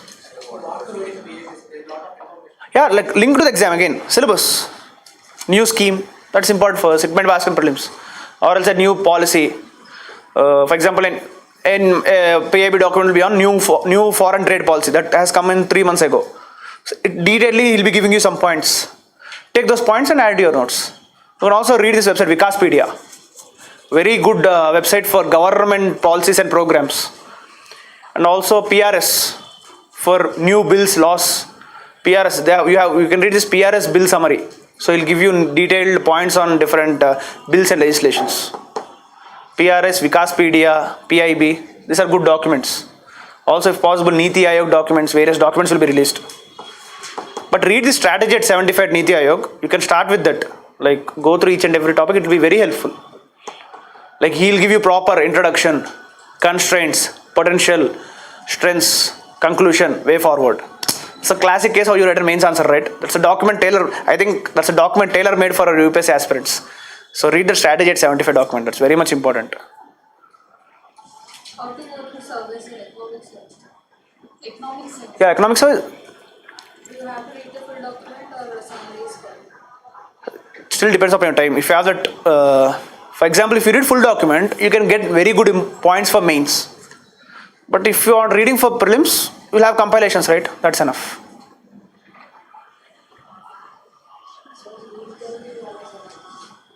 నాది actually April 12th అయింది. phase 2లో అయింది నాది. Satyavati madam board. So నేను actually 1 month నుంచి కోరుకుంటాను madam board పడితే బాగుండని చెప్పేసి డాఫ్ మీద నడుస్తుందని చెప్పేసి. యాక్చువల్లీ ఈ ఇయర్ ముందే ఫారెస్ట్ సర్వీస్ ఇంటర్వ్యూకి వెళ్ళా. That was not expected at all. Call వచ్చింది. సో యూపీఎస్సీ భవన్ మనకు కొంచెం పరిచయం ఉందన్నమాట. సో అంత భయమే అనిపించలేదు, యాంగ్జియస్ అనిపించలేదు. ఐ థాట్ వెళ్ళి ఎక్స్ప్రెసివ్గా మాట్లాడితే చాలు, ఇట్ విల్ వర్కౌట్ అనేసి. మేడం బోర్డు పడింది. Good questions on my academic background, triple E అడిగారు questions, some works that have done in the college, some achievements that have got in the college అడిగారు madam. Then some questions on governance. Governance is my favourite subject. So ఒక 3-4 questions direct governance మీద వచ్చాయి నాకు. So నేను కొన్ని like for example rights based governance అంటే ఏంటి అన్నారు. చెప్పా ఇట్లా ఉంటుంది అంటే ఎగ్జాంపుల్స్ ఏం చెప్తామంటే right to food sir MG PDS కిందకి ఇస్తారు, right to work MG NREGA అంటే ఇంకేం గుర్తు రావట్లేదు అని అడిగారు. లేదు సార్ అంటే రైట్ టు ఎడ్యుకేషన్ ఉంది కదా అన్నాడు. థ్యాంక్ యూ సార్ అన్న. రైట్ టు హెల్త్ ఉంది కదా అన్నాను. అవునంటే అప్పుడే రైట్ టు హెల్త్ బిల్ గొడవలు జరుగుతున్నాయి రాజస్థాన్లో. సో రైట్ టు హెల్త్ ఏంటి నీ ఒపీనియన్ అంటే నా ఒపీనియన్ చెప్పా. ఆ తర్వాత నేను అబ్జర్వ్ చేసావు రైట్స్ బేస్డ్ గవర్నెన్స్ని. నేను ఏపీ గవర్నమెంట్ గ్రామ సచివాలయం వార్డు సచివాలయంకి వెళ్ళాను సార్. నేను అక్కడ 15 days అగ్రిమెంట్ ఉంటుంది సర్వీస్ క్యాటర్ చేయాలని. సర్వీస్ ఇవ్వకపోతే నెక్స్ట్ లెవెల్కి ఎస్కలేట్ అవుతుంది కంప్లైంట్ అని ఎగ్జాంపుల్ చెప్పా. సో బేసికల్లీ లైక్ అక్కడ మనం ఎంత అబ్జర్వెంట్గా ఉన్నామనేది చూస్తారు వాళ్ళు, ఎంత కీన్గా లిసన్ చేస్తున్నామని చూస్తారు. ఫర్ ఎగ్జాంపుల్ ఒక పర్సనే యాక్చువల్ ఐఆర్ అడుగుతారు, లేకుంటే అసలు అడగరు. నన్ను 2 persons ఐఆర్ మీద అడిగారు, ఇంటర్నేషనల్ రిలేషన్స్ మీద. సో అలా ఇంకొక ఆయన literally he was randomly questioning me on genetic engineering. Genetic engineering నుంచి టైడల్ ఎనర్జీకి వచ్చాడు, టైడల్ ఎనర్జీ నుంచి కాస్ట్ సెన్సెస్కి వచ్చాడు. ఎనర్జీ నుంచి బయోటెక్నాలజీ నుంచి కాస్ట్ సెన్సెస్ నుంచి ఎలక్ట్రిసిటీ జనరేషన్, డిఫరెంట్ క్వశ్చన్స్ వచ్చాయి. సో అది కూడా చూస్తారనమాట, how you are dealing that question at that point of time. You have less amount of time. So నాకు అది ఫ్లోలో వెళ్ళిపోయింది. యాక్చువల్లీ కొంతమందికి ఇంటర్వ్యూస్ డిస్కషన్లో అవుతుంది, నాకు డిస్కషన్స్లో అవ్వాలి 2 and 4 అయింది మొత్తం. Did they ask anything on your state, home state? No. One question on Guntur Mirchi.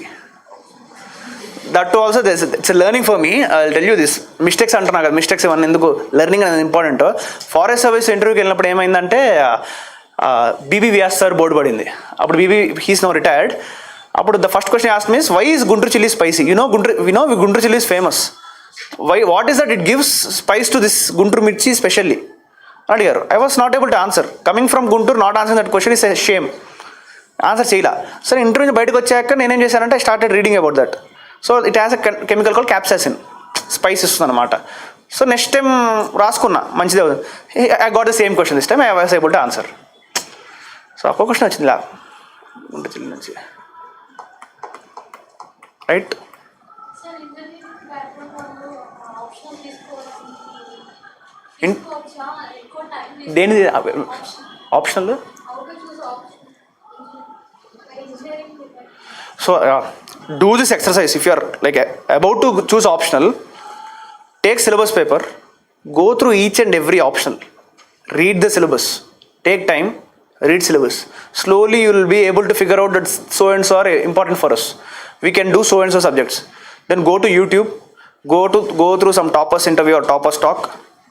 They'll tell what this option really is, what this optional strength really is. Based on that you come to decision, but read syllabus.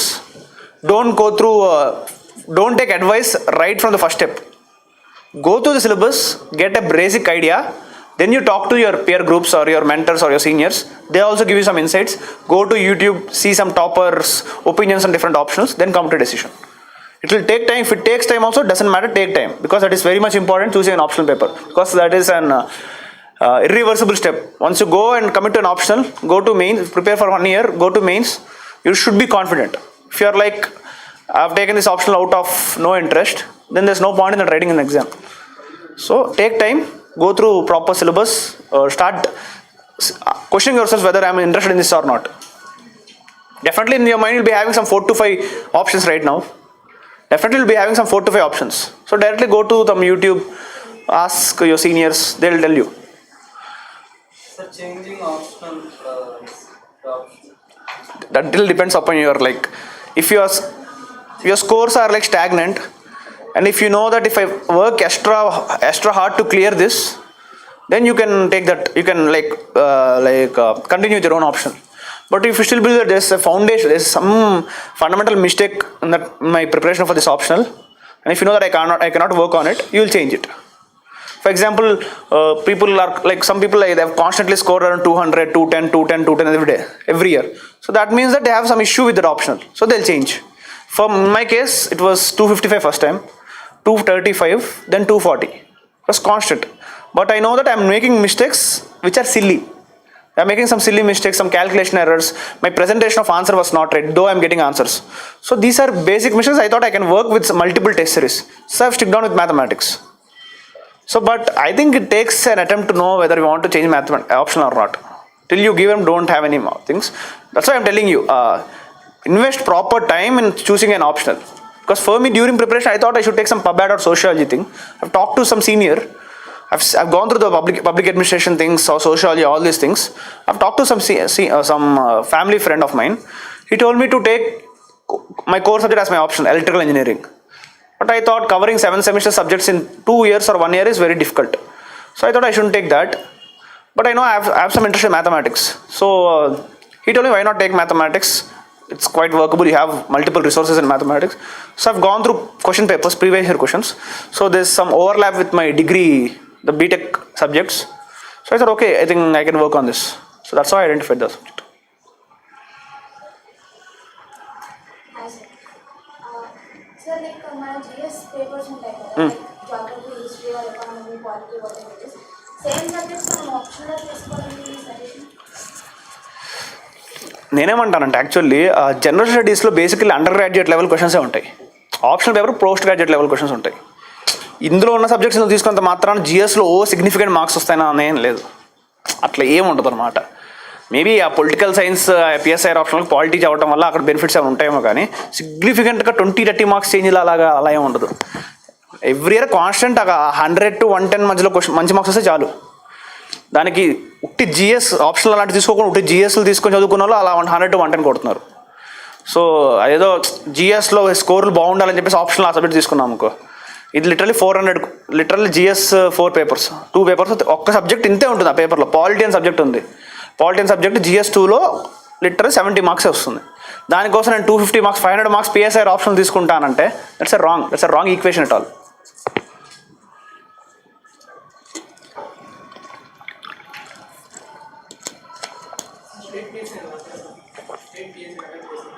నేను APPSC group 1 prelims రాసా జనవరిలో.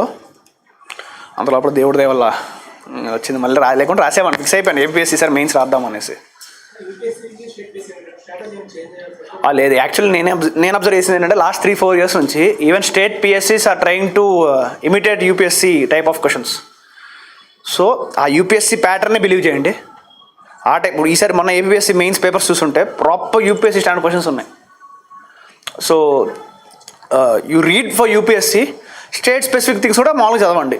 For example ఒక Indian history చదువుతారో అలాగే ఒక Andhra history Telangana history చదవండి.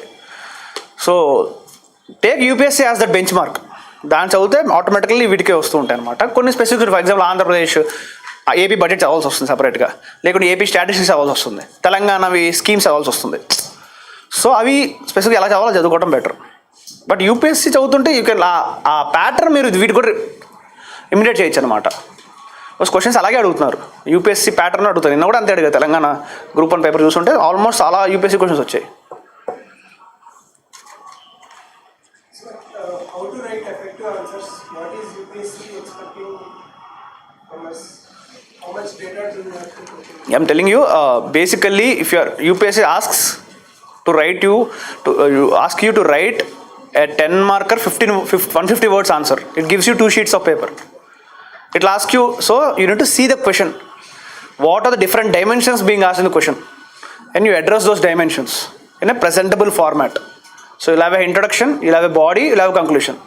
In a body, for example, he'll be asking you what are the advantages and disadvantages. So he'll split the body into half.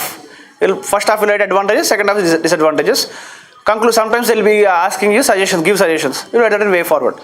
I know it is simple, I'm sounding simple, but that is a simple logic. You see the demand of question, you break the question into multiple parts and you address them in your body. That's it. But make sure that for every point you write, you'll substantiate that point. For example, if there's a question on, citizen charter, you're aware of citizen charter, right? Citizen charter. Or for example, there's a question on NGOs. So, how is NGOs helping in social service or in the service delivery? So, I'll write NGOs are helpful in delivering certain educational services. If I leave it like this, it doesn't convey an idea. But if I write NGO Pradham, there's a NGO called Pradham, which releases this annual school survey education report, something. ACR report. So, they work for people, the children, schools. So, if I in brackets or for example, if I give some example, that gives an added advantage, right? So that's what I'm saying. The facts that you use and the statistics that you use should not be dumped. It should substantiate your answer. That's it. So for everything you put, if it is not conveying idea straightforwardly, you'll add an example. But if it is conveying an idea, for example, in polity you write answers, you'll add Supreme Court judgments. Okay. So what is being asked, you'll address that through your body points, and to add more value and to make sure that the idea is conveyed in a more holistic sense, you will add your examples. That's it. And that comes with practice, you write multiple number of answers. It will constantly keep improving. Sir, math point of view, how to remember? So what I used to do is, like for ecology, every year I used to do this exercise. Like first year లో చేశాను అది, తర్వాత ఇంకా 3 ఏళ్ళు అదే map చదువుకున్నాను. Map తీసుకొని ఉన్న నేషనల్ పార్క్స్ 1, 2 అలా పెట్టుకున్నాను. వెనకాల 3-4 షీట్ల మీద 1 national park, flora, fauna, river flowing through it, which state అలాగా. 2 మ్యాప్ మీద 1, 2 ఉంటాయి. వెనకాల రాసేవాడిని 1 అంటే ఏంటి, 2 అంటే ఏంటి, 1లో ఏమున్నాయి, 2లో ఏమున్నాయి, 3లో ఏమున్నాయి అని చెప్పేసి. అట్లాగా రామ్సర్ సైట్స్ మ్యాప్ తీసుకునేవాడిని. So these things like which unit by heart in ecology or geography, take a map, you do exercise on yourself and use that maps to revise. Ramsar sites అంటే site state అలా బట్టి పట్టం కంటే కూడా మ్యాప్లో పెట్టుకొని బట్టి పడితే ఇంకా ఎఫెక్టివ్గా you have that pictographic memory. Right? So we'll conclude. Yeah, thank you. Thanks for bearing me.